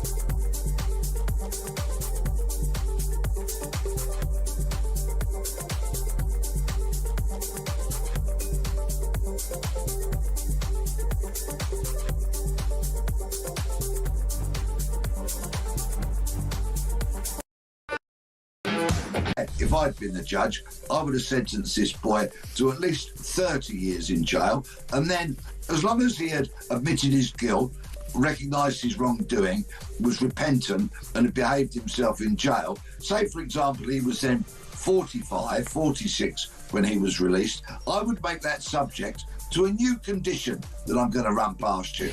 And that would be that his release would be subject only if he willingly underwent a fully irreversible vasectomy.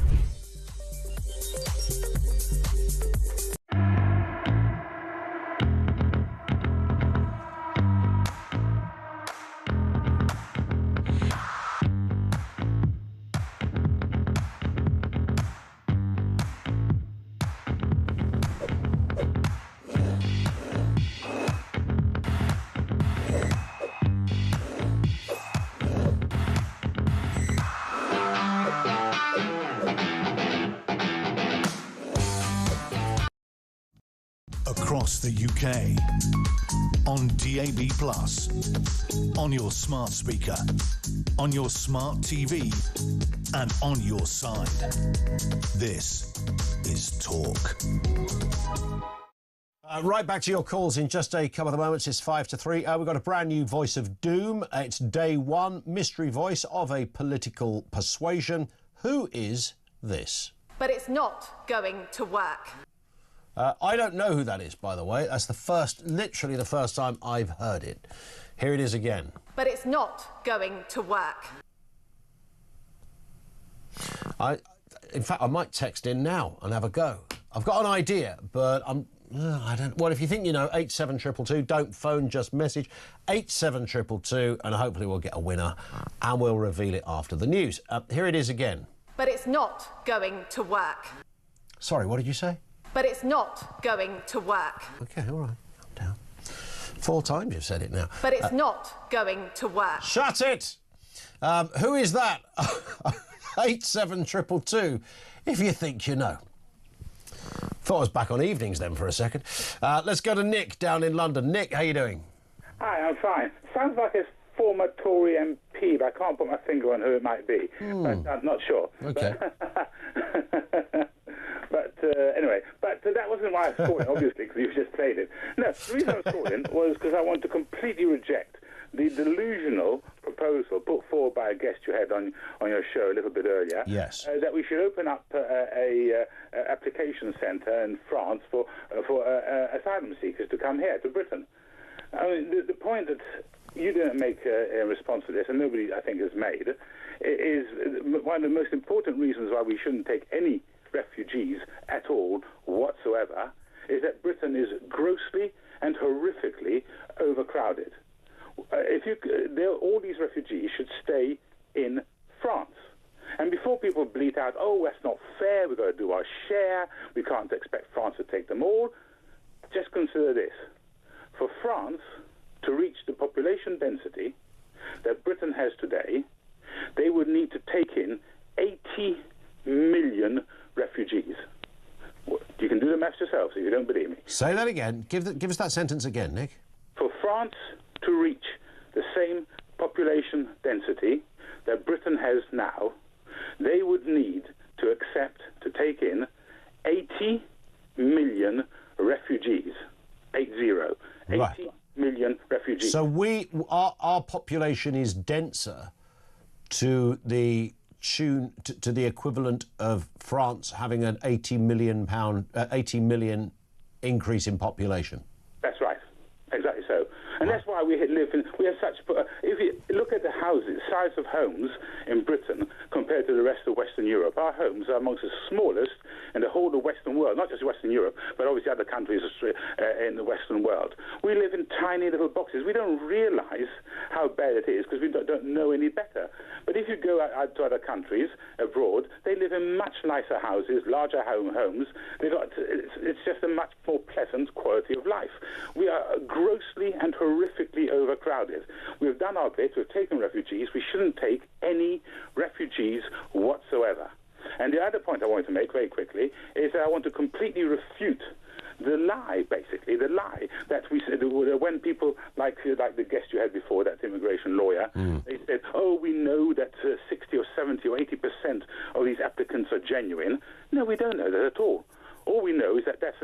a proportion of applications that is granted. And that's the bit that's the bit genuine. Yeah, that is the area, and thank you, Nick, for that. That is the area that I think we should maybe try and do a show or a segment on specifically the interview process. Not one interview, there's a number of interviews you've got to go through.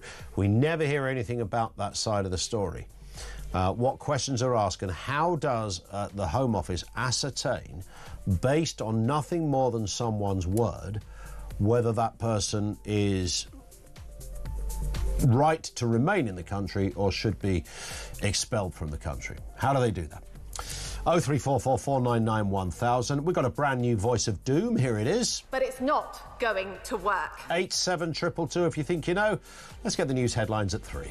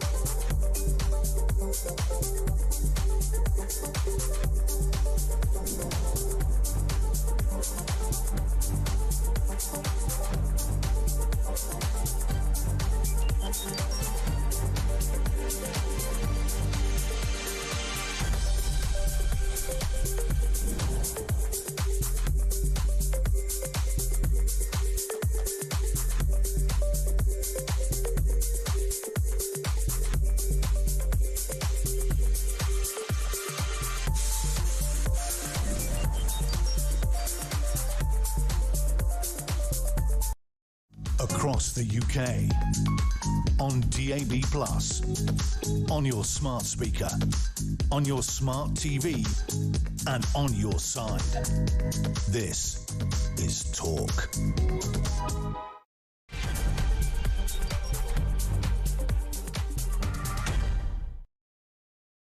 Welcome back to the Home of Common Sense. Coming up on 3 minutes after 3 o'clock, lots to get through. We're continue to take your calls as well on the one-in, one-out deportation scheme, it was already in chaos. But if you wanted greater evidence of the chaos, the news we broke yesterday on this programme of the Iranian migrant who came back.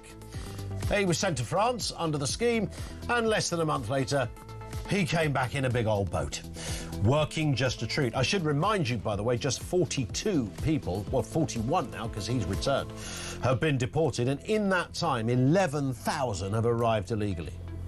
That just gives you an idea of how well this thing is working. How much immigration is acceptable? How much immigration is acceptable? And how do we ascertain who is legit? As we've been discussing, grooming gang victims are demanding Jess Phillips resign, claiming the abuse inquiry is now a toxic political football. We spoke to one grooming gang survivor who's one of those that resigned a little earlier on the programme. Also, on top of that, both the chair candidates and 4 victims have quit, and survivors are now laying out strict conditions for their return. Medical cannabis supply faces an overhaul as a new review exposes weak safeguards and poor governance in UK pharmacies. We'll bring you the latest on that in just a couple of moments. And we're also talking porn addiction in this country. There's a real problem.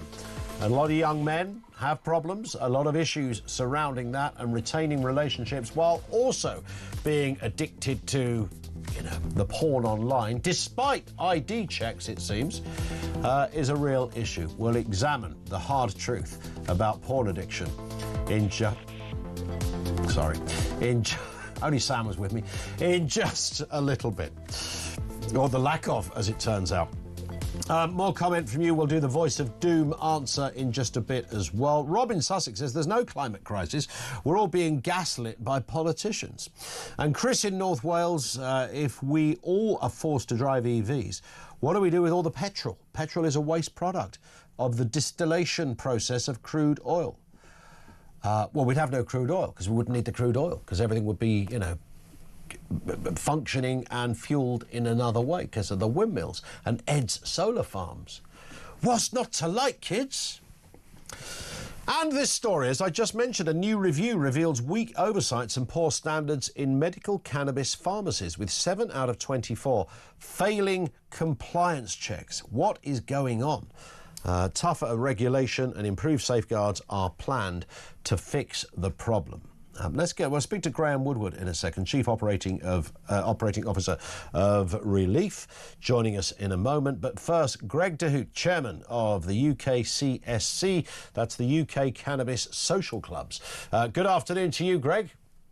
Hi, Ian. Thanks for having us on. It's a pleasure. Obviously, we can talk about cannabis from a number of angles. This one happens to focus on the medicinal element of using cannabis, and there's apparently a problem down at the pharmacist. I didn't even know you could get it in a pharmacist.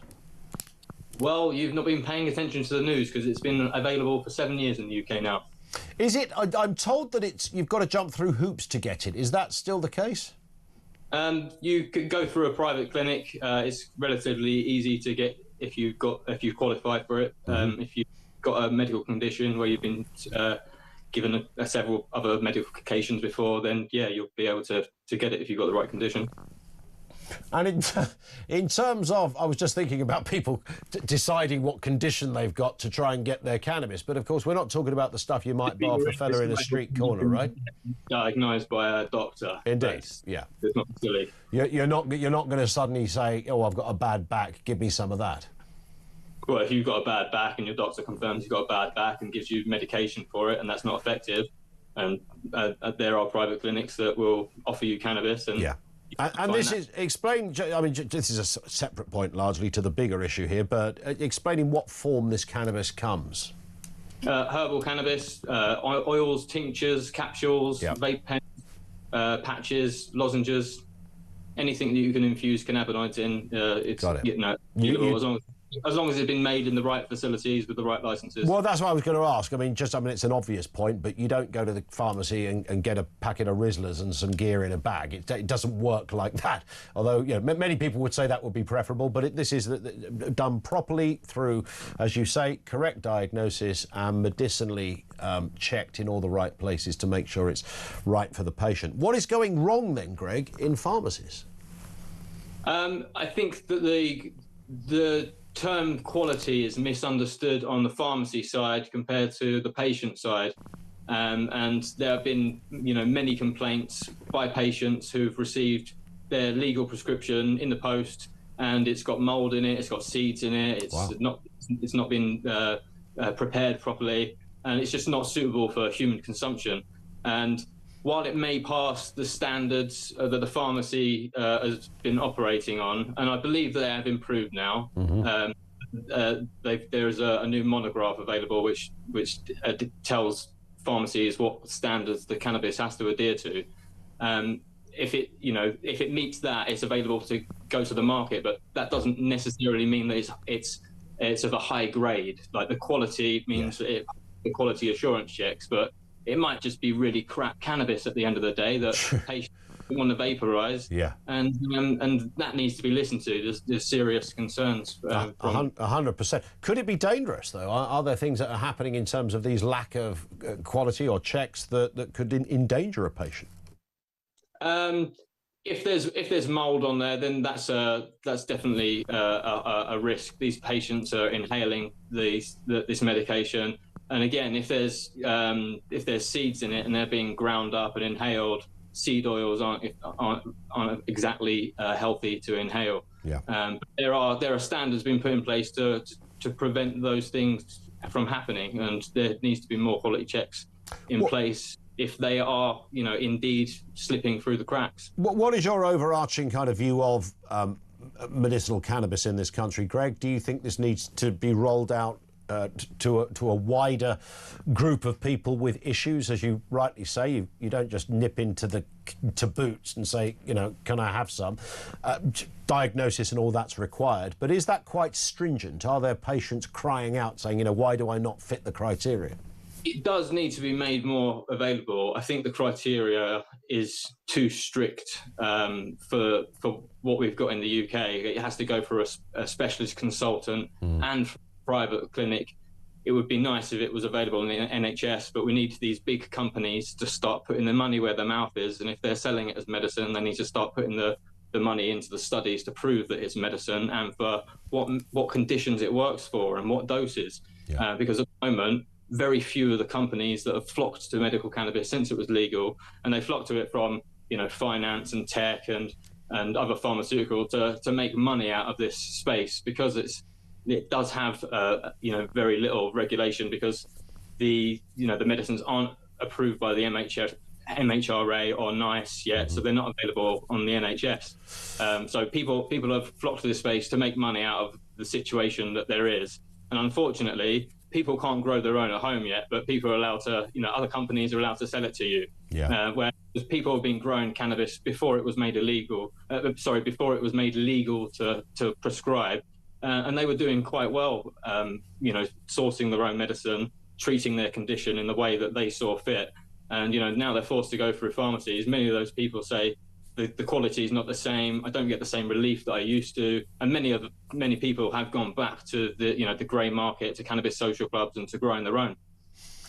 Yeah, I can well imagine, given these kind of concerns. Listen, Greg, thank you for your time. Really appreciate that. Greg DeHoot is the chairman of the UK Cannabis Social Clubs. Let's speak for Graham Woodward, who's Chief Operating Officer at Relief, the UK's highest-rated cannabis clinic. Good afternoon to you, Graham. Good afternoon. Good afternoon. I mean, what's your overarching take on the issue of medicinal cannabis? When it's prescribed, as Greg has just said, when you've gone through the rigid procedures that you have to, so you have to have, as Greg said, you have to have been tried other licensed medications before you can access medical cannabis. You have to go for a full assessment.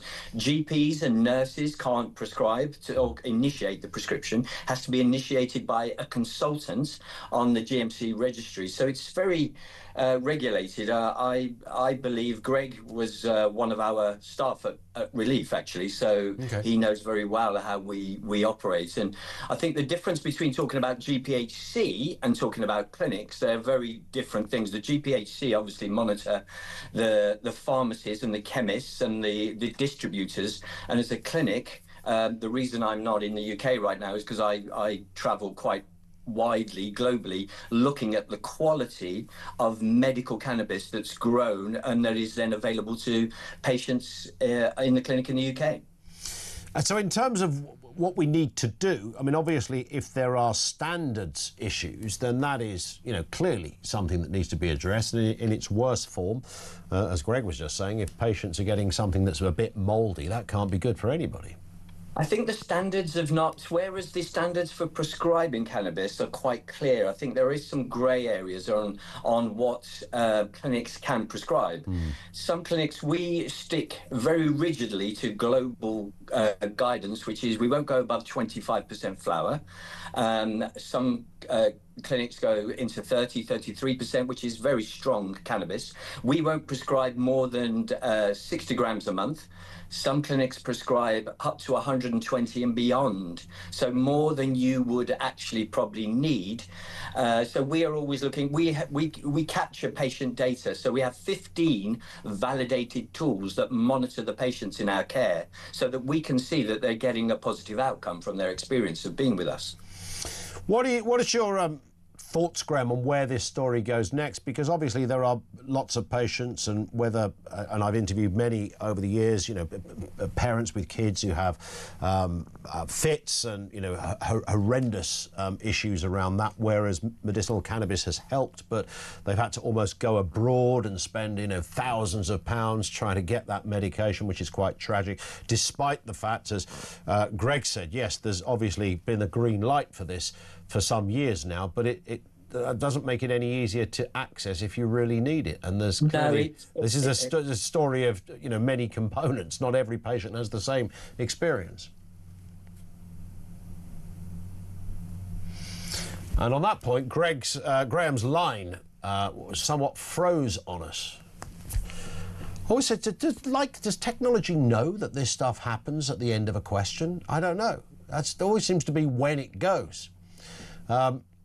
If we can get him back, we will do. If not, we'll return to your calls and comments. I would be intrigued to know, by the way, in terms of that whole issue of taking medicinal cannabis, your experience of that. Because I know over the years this phone-in it comes and goes, and it's around, and, you know, we talk about it, and someone will always say, I have, you know, some, I don't know, neurological condition, some kind of form of pain, which is always the big one.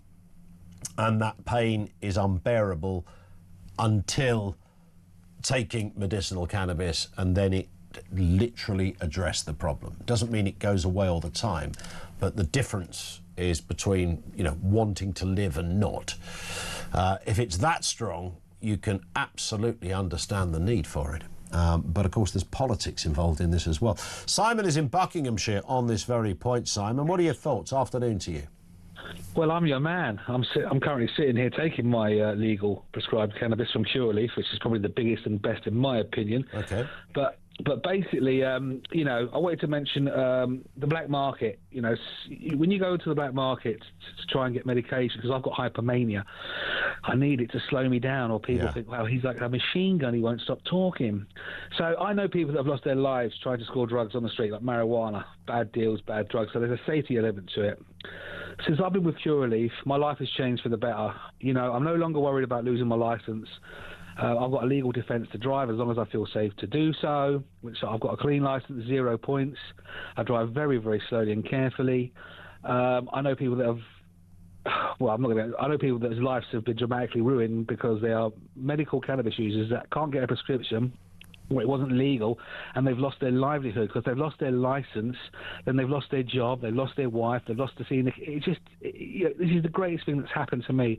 All my life, my only criminal convictions have been cautions or court appearances for possession of cannabis, never supplying, and I've always needed it. And so anything you need to ask me, Ian, I am your man. Fire away. Okay, well, the first thing, what is your need for it? What's the deal, Simon? Hypomania. Oh, so you said hypomania. But how does that manifest? Is that, I mean, does it do what it says on the tin? You are just manic? My brain can't slow it down. Yeah, it's like I'm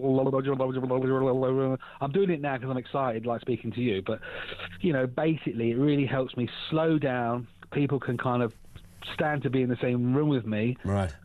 You know, because before he'll go, you're great, but in small doses, mate. I just couldn't do it more than half an hour. It was really debilitating. I bet it was. But you know, like, it's changed my life for the better. I'm completely legal. You know, I've never been a criminal apart from the possession and court cases.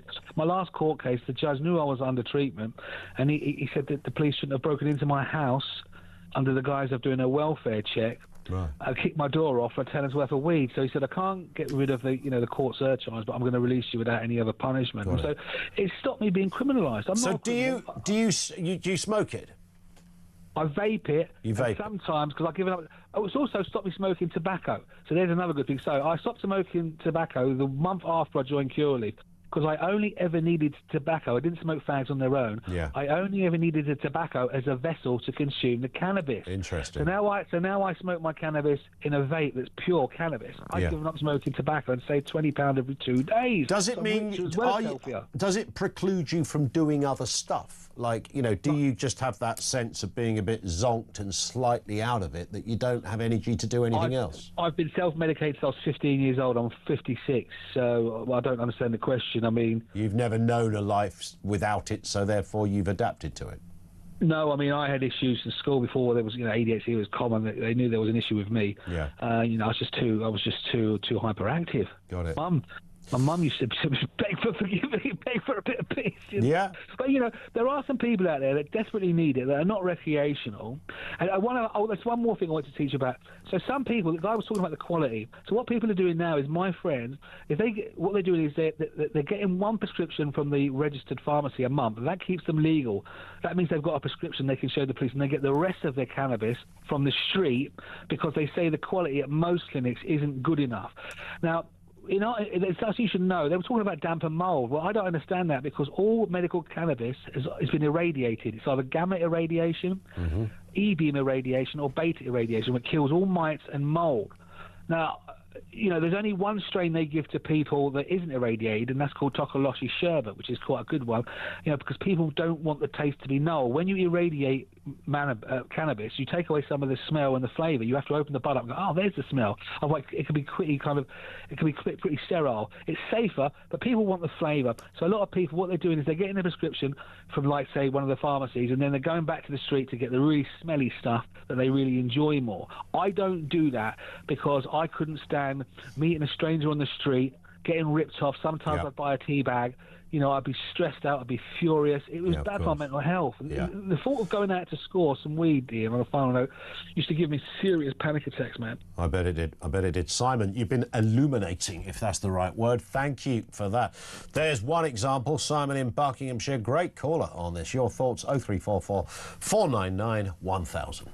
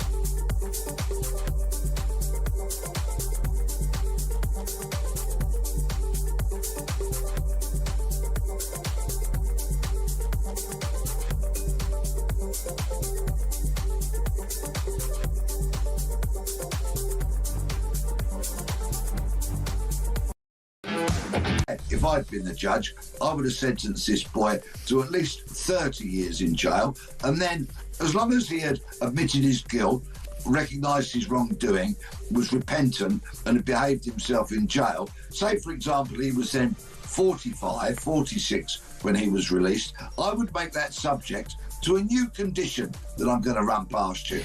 And that would be that his release would be subject only if he willingly underwent a fully irreversible vasectomy.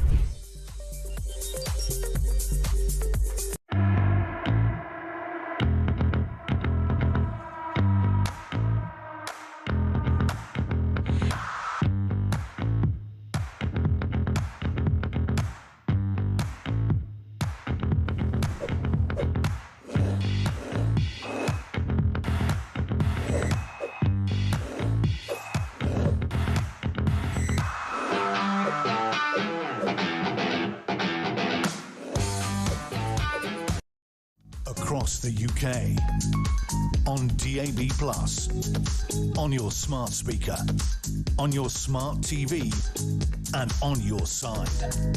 This is Talk.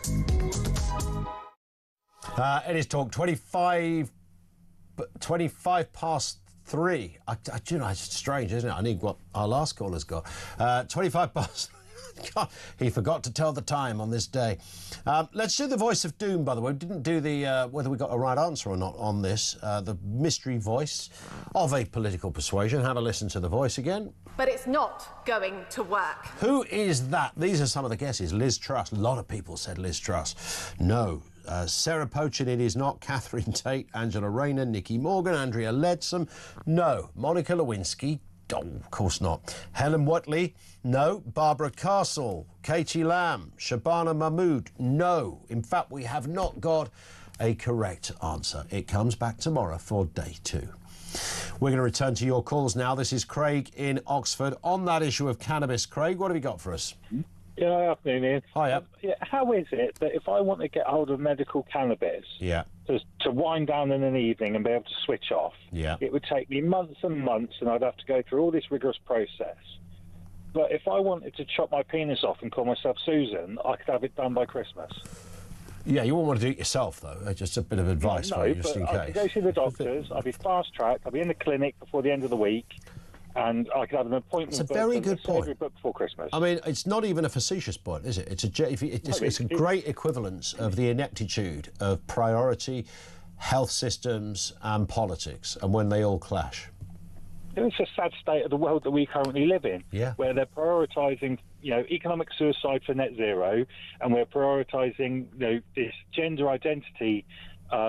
What I would class as a mental or a psychological affliction, like any other personality or behavioural disorder. But if I struggle to switch off of an evening, I can't get hold of medical cannabis to be able to just unwind, just quieten the noise. That's a great point. It's a great point. And I know the jury is out in many respects. Craig, thank you very much indeed for that. And here's a great example. My friend, no name given on this, maybe for good reason, my friend was prescribed it after unresolved child abuse left her with extreme anxiety and mental health issues.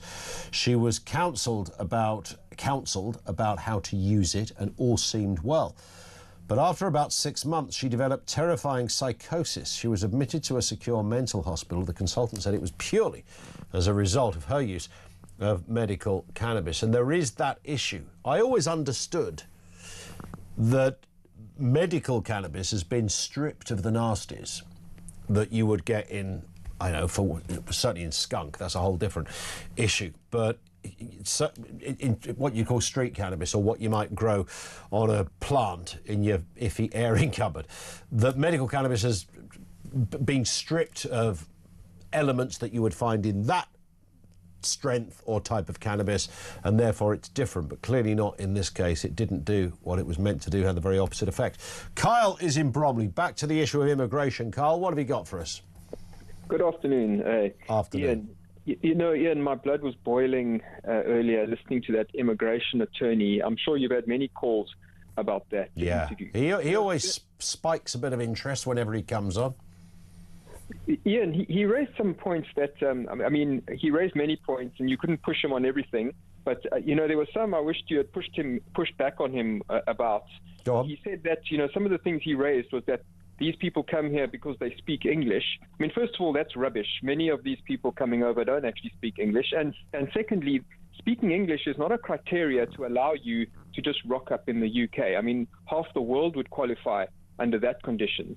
So that's nonsense. And then he said that they come for family because they have a family member. Well, there's already a legal route called a dependency visa if you want to join family. It's very, very expensive. Yeah. And I've just been through it to bring my wife and children here, and it costs a fortune, and they're very strict.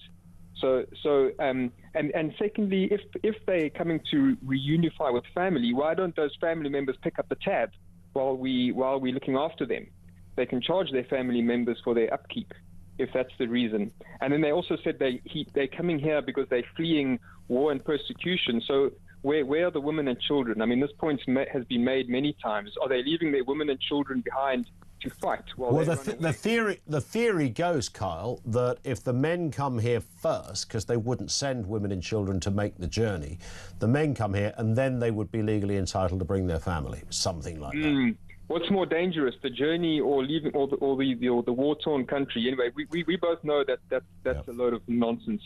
But the main thing that annoys me about this sort of argument that immigration lawyer was making is they think that everyone has a kind of universal right to come to the UK as long as you can prove a few things, you're in.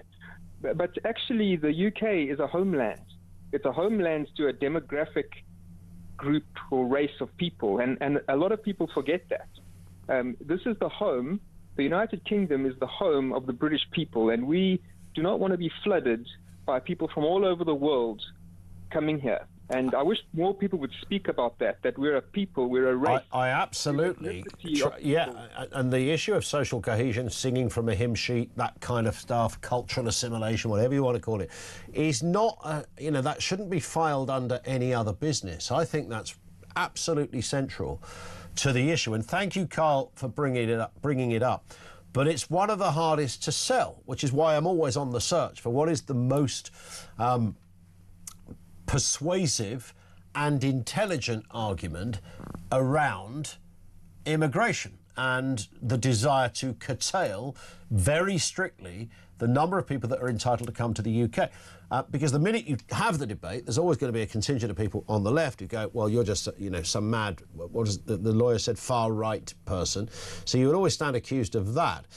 Where if you have the economic argument, that's a little more palatable to the far left than other arguments about criminality, for example. So, but the cultural assimilation one, I think, is oddly one of the strongest, but it's a difficult one to have. It's really hard to say, right, OK, we're going to have a policy, but that policy includes we will only have X amount of religious buildings outside of Christianity. There will be a limit on how many you can have in the UK. Because we have a central religion and we want to retain that, and we'll allow people, because we're a liberal democracy, to practice their own faith, but we're not going to go mad on it. We'll look at where people live and also what cultural assimilation looks like. Denmark have been doing exactly this. I know it's been controversial, but maybe it's meant to be controversial.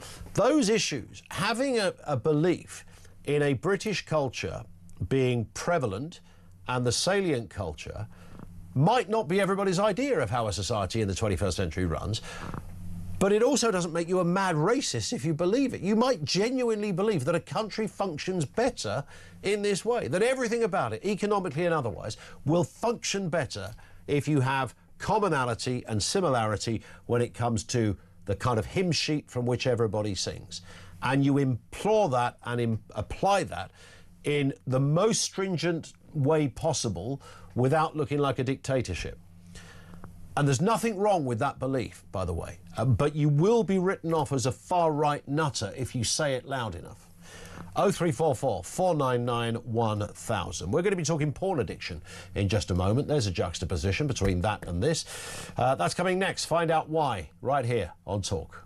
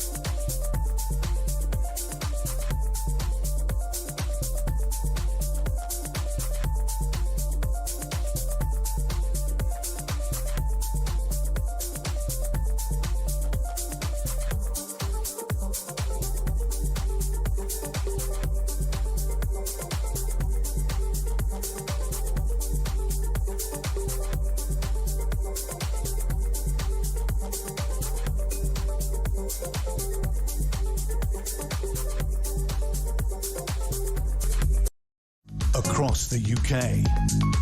On DAB+, on your smart speaker, on your smart TV, and on your side. This is Talk.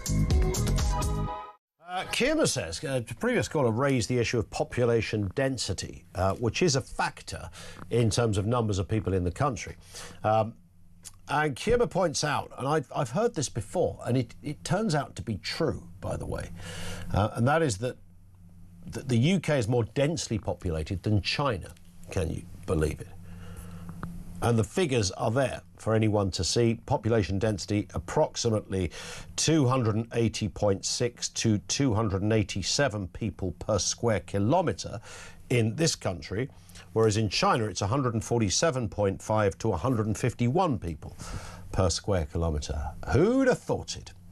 And of course there's a load of other countries like France, Germany and Albania, Russia, Nigeria, Syria, Brazil, where we are more densely. We're not the most densely populated country, but we are right up there. That's true. And look at the ones I just read out. Thank you, Kierma, for that. Let's move to this story. As I was just mentioning, a third of Gen Z men say porn addiction is wrecking their sex lives and health, with experts warning it's more addictive than cocaine. Schools can't shield pupils from online porn, and sex education fails to tackle the harm and extremity of what teens see. It is quite extraordinary. Robert Jessel is the co-author of the book Pornocracy. Joins us now. Robert, good to have you with us, sir. Thank you very much for having me on. It is, I suppose, in many respects, no real big surprise if you think about it. We have a proliferation of pornography. I remember as a kid, I'm sure you would, have a similar idea back in the day. You might every now and again somebody would find a cutout, a torn-out page from a porn magazine, and you'd see a topless woman on it, and that was about it. Now, of course, kids have it on their mobile phones in the playground. I mean, it really is as brutal as that. That's true. Pornography has mutated in a terrifying way in the last 15 to 20 years, and it's really important to understand what it's doing to our brain.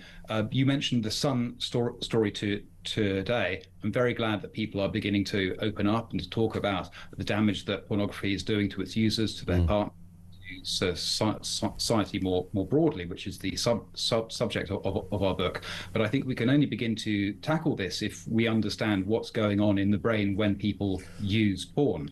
What are the stats look like, firstly? We'll come back to that point, but what do the stats look like on porn addiction, Robert?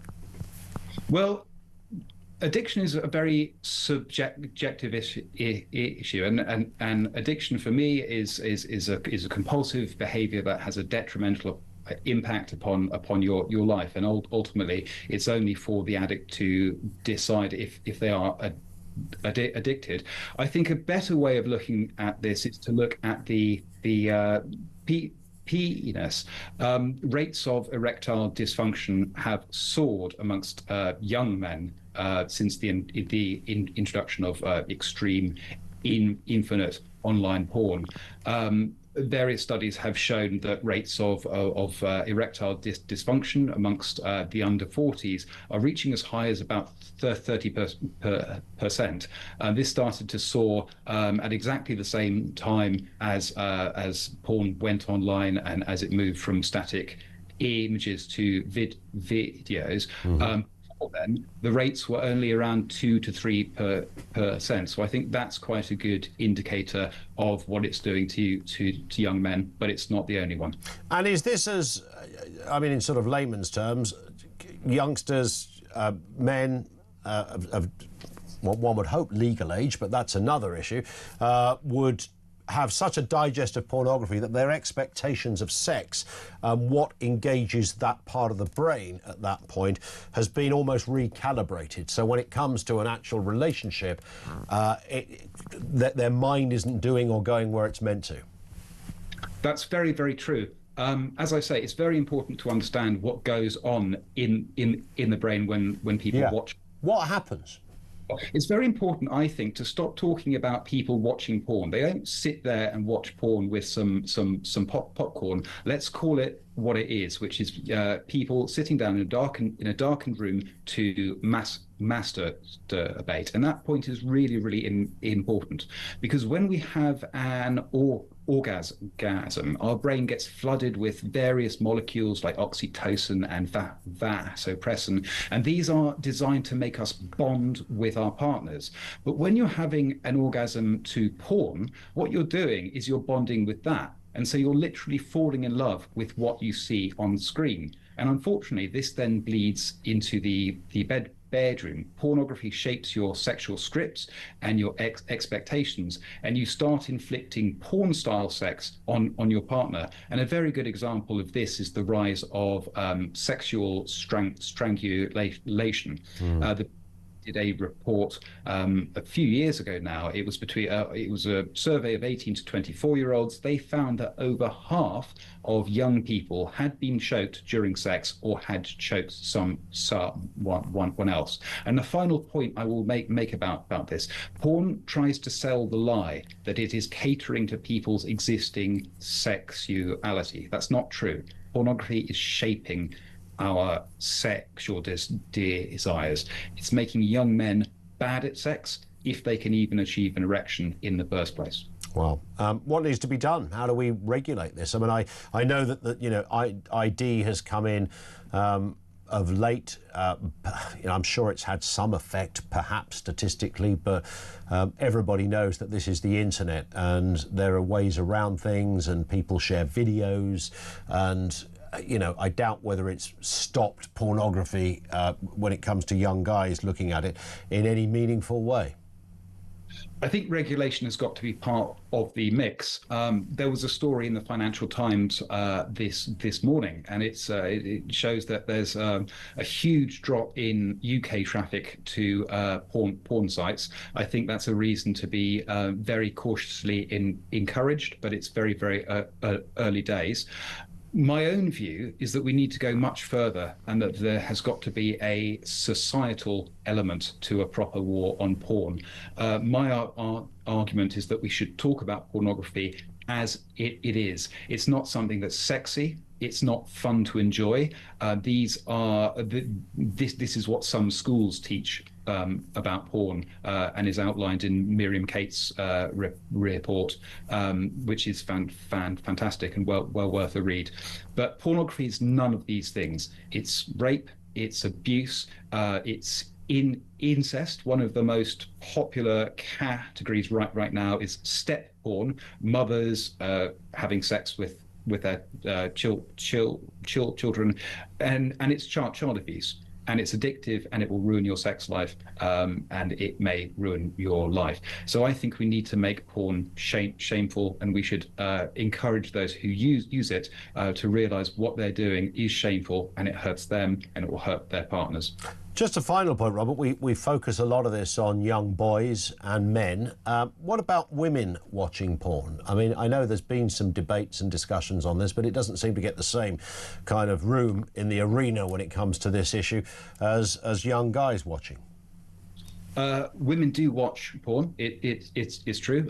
Thanks to Ofcom, we know that 30 million adults in the UK watch porn every week, of which 3 million of those are female. There's a very big disparity between how often women watch porn and also how and why they watch porn. For example, 36% of men watch porn at least once a week. For females, that falls down to just 4%. We also know that when women watch pornography, it tends to be as a prelude to sex, whereas for men it tends to be more of a substitution for sex and intimacy. And the final point, we don't know how many women are watching pornography with their partners as a way to stay relevant to them, to stop them going off masturbating on their own in a darkened room. Well, your book is incredibly well researched. I mean, it's something that one would only hope does inform this debate even further. It's out now. It's called Pornocracy, and Robert Jessel is the co-author. Robert, thank you for being with us, sir. Really appreciate that. 0344 499 1000. It's probably a much bigger issue than we ever discuss, and particularly with young boys who are growing up with that kind of diet. I mean, I've said this before many times. It was always a kind of strange thing as a kid where somebody at school would find a ripped out page of a porn mag. Now, this is in the early 1980s, so things looked very different back then. So it might just be a picture of a topless woman. But bearing in mind it was the 80s, these are pictures of women whose bikini line looked like Brian Blessed. So it was a very different era in that respect. So now, full 4K video on demand, anytime you like. You can find it on social media. You'll find it all over the place. Of any kind of sexual act you wish to look at and enjoy. And a big old chunk of it is absolutely free. So the thought of your kid at 12 being, going from seeing a saucy picture of Samantha Fox, as I would have done in my day, to something like that that's game-changing, right? That is game-changing, by any measure. Jack's in Peterborough on this very point. Jack, good afternoon. Hello, Ian. How are you? Very good, thanks. What are your thoughts? My thoughts are, when the Sun used to be out, it used to be page 3. It was a notorious page in the Sun that people used to buy from. And I see people at all ages buying it, and it had Kelly Bell in it every week, and all different stars from all over the UK. Yeah. It's now gone online to the point where people can choose their ID, but what it creates is it's a dominating thing for a man, and it's a sigh of relief. They feel in control. And what I'm seeing is on there is wrong. People choking people dressing up as nurses, stepmoms, plumbers. I couldn't look at a plumber in the same way that I could before. It's completely disembarking us from normality, and people dressing up as furry animals and walking around the street and dominatrix, and people that I know online. Some people have got some really weird ideas of what gives them a kick, right? I mean, but I know, it makes, the world is a varied place, but you're right. When it comes to that kind of stuff, Jack, there's quite a lot of variety. Yeah, it teaches younger people, though, that that's normal, and it isn't, because walking into your stepmom and doing stuff like that where there isn't normality, is it? It's creating dysfunctional kids, basically, if they're looking at that at young ages. It can be accessed via other websites. It's not just the Pornhub and stuff that asks for your ID. Yeah. You can verify it with credit cards, families' credit cards. True. It's very different. We are in a whole different world. Listen, Jack, your phone line is slightly getting the better of us, but thank you for that point taken. I mean, what floats people's boats, that's always been the case. And I'm sure I bet you there's a book on Victorian pornography or something where you would find and you will find all sorts of strange role play kind of stuff. And he can't look at the plumber straight. I can't look at the delivery pizza man in the same way anymore. Although I have noticed whenever my other half orders it, we always get extra topping. So maybe there's something to be said about that. I have no idea. I thought she was on Insta. 0344 499 1000 is where you will find us. Back with more from you coming next on Talk.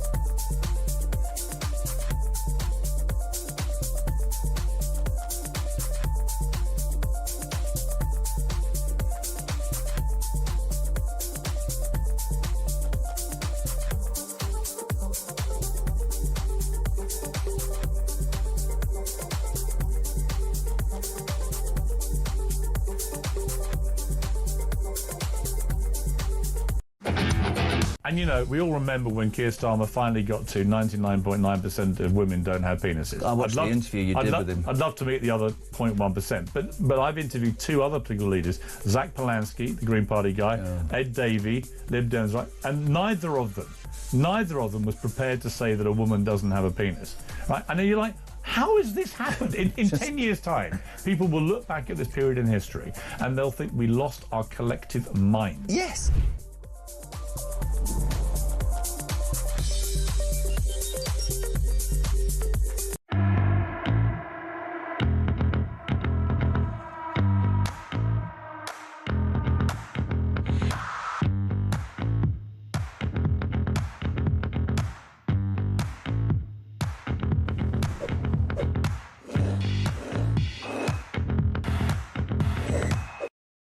Across the UK, on DAB+, on your smart speaker, on your smart TV, and on your side. This is Talk.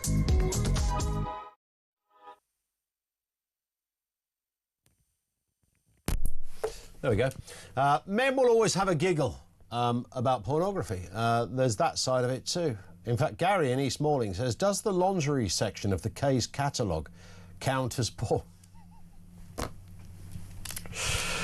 Oh, when the Littlewoods one came through, that was a slightly upper gear, frankly. I'm promising you. Yeah, every kid had a little glance, didn't they? Oh, look, it's nearly a naked woman. It's a catalogue, put it down.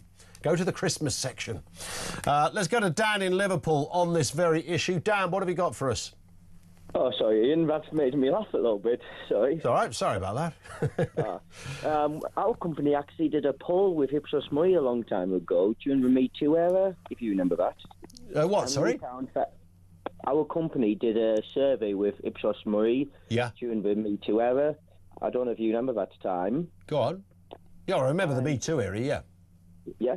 We found that a lot of young men actually lost their confidence and found more solidarity in porn, as they believed there was too much risk approaching women, and we believe that might have been a big rise in porn addictions, especially in young men. Yeah. So, there's also, in terms of a young boy's view of women, which could be skewered, you know, dramatically and horrendously by pornography, but simultaneously, young kids are also growing up in a very equal world now where, you know, other issues are discussed that weren't discussed before. So does one outbalance the other, if that makes sense? I do believe I'd just add into it. It's a multifaceted type situation. You're a little bit older and wiser than myself. I'm 32, so I grew up with a much different era than yourself, and younger kids are growing up in the era much different to what I did, with iPhones and technology being so vastly at their fingertips. I think it's going to be a lot of education, and it's going to take something quite drastic probably to see what we can see and change. Yeah.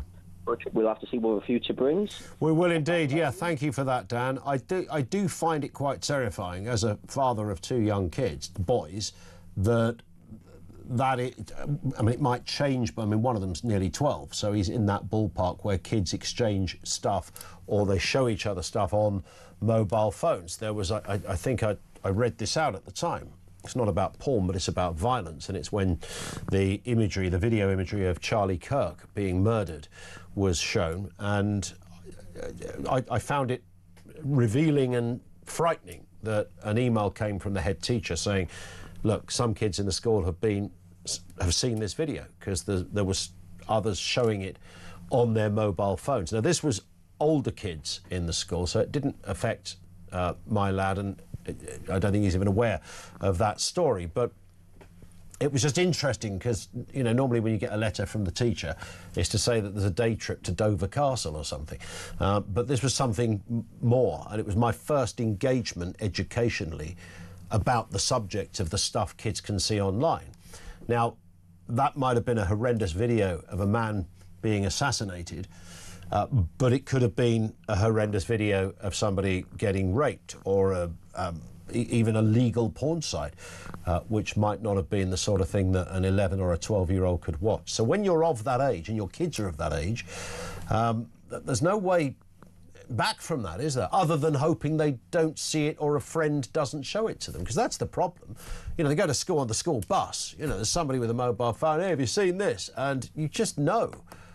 I can't work out how you could ever police that, whether it's about porn, violence, or anything else for that matter. There was a kid actually on the school bus, again, connected to violence, who didn't show the other kids a video. He was a kid that was about 2 years older than my son and his mates. But he said, oh, have you heard this story of the guy that... and it was a kind of Taliban decapitation video. And he didn't show the kids the video, but he started reading out the details of it. And a lot of parents found out, and they went to the school and said, look, you know, it's not the kind of conversation 11-year-olds really want to be having. This one comes from Becca, who says, how about banishing OnlyFans? Rabid feminist women who think their profile is 10 but scraping a 3 at best, and want over 6-foot men, 6-figure wage as a minimum. It's easier to watch porn than deal with the above. And Phil in Newcastle says, my wife has a low sex drive, I have a high sex drive, so I use porn to help purge the pipes. That's his term. Normally when... Stop. I don't know if I can read the rest. Normally when she nips into the shops. Wink, wink. I promise you will get banned from Blue Water every day of the week. Peter Cardwell joins us on that note. Yes. Is about to talk seriously. Of course, yes. Yeah. Why would we not be talking seriously? Why would you be laughing? Why would anybody be laughing? That's it, you know, it's a very yes. fair point, isn't it? It's a very serious point. Yeah. Yes, indeed. How are you? You well? I'm all right. Good, good, good. Yeah, good show. Good as gold. Yeah, we've had great interactions today. Excellent, excellent. Really good good. stuff. Wow. Good stuff. Well, we're talking about all... I felt like I was in an interview then. Yeah, so why do you want to work here? Exactly. What can you bring to the table? Well, I'd like to think, yes. Yeah. Fire away, Peter. We're talking about all sorts of things. These grooming gang survivors demanding Jess Phillips resigns. She's got the full confidence of Keir Starmer, but can she hang on? And actually, we reflecting on what Jim Gamble said to Julia a little bit earlier in the day. Jim Gamble was going to be one of the chairmen. Yeah. He has got a big background in child exploitation and is someone who really knows his stuff, but he thought, you know, some of the victims certainly thought he might be tainted by the fact that he's a former police officer. Yeah, exactly. I mean, some would say that if he was good and impartial, then he was probably the best person. Well, I have a lot of faith in Jim Gamble. I know Jim Gamble. I know him from back in the day in Northern Ireland when I was a reporter there, and he is someone who has, you know, an awful lot of expertise. He really is someone who knows his stuff. But sometimes to investigate a system, it's good to know what the system is like. But nonetheless, I can totally understand where those victims are coming from. And unlike Jess Phillips, I do not want to gaslight them or say their fears about this are not valid, because of course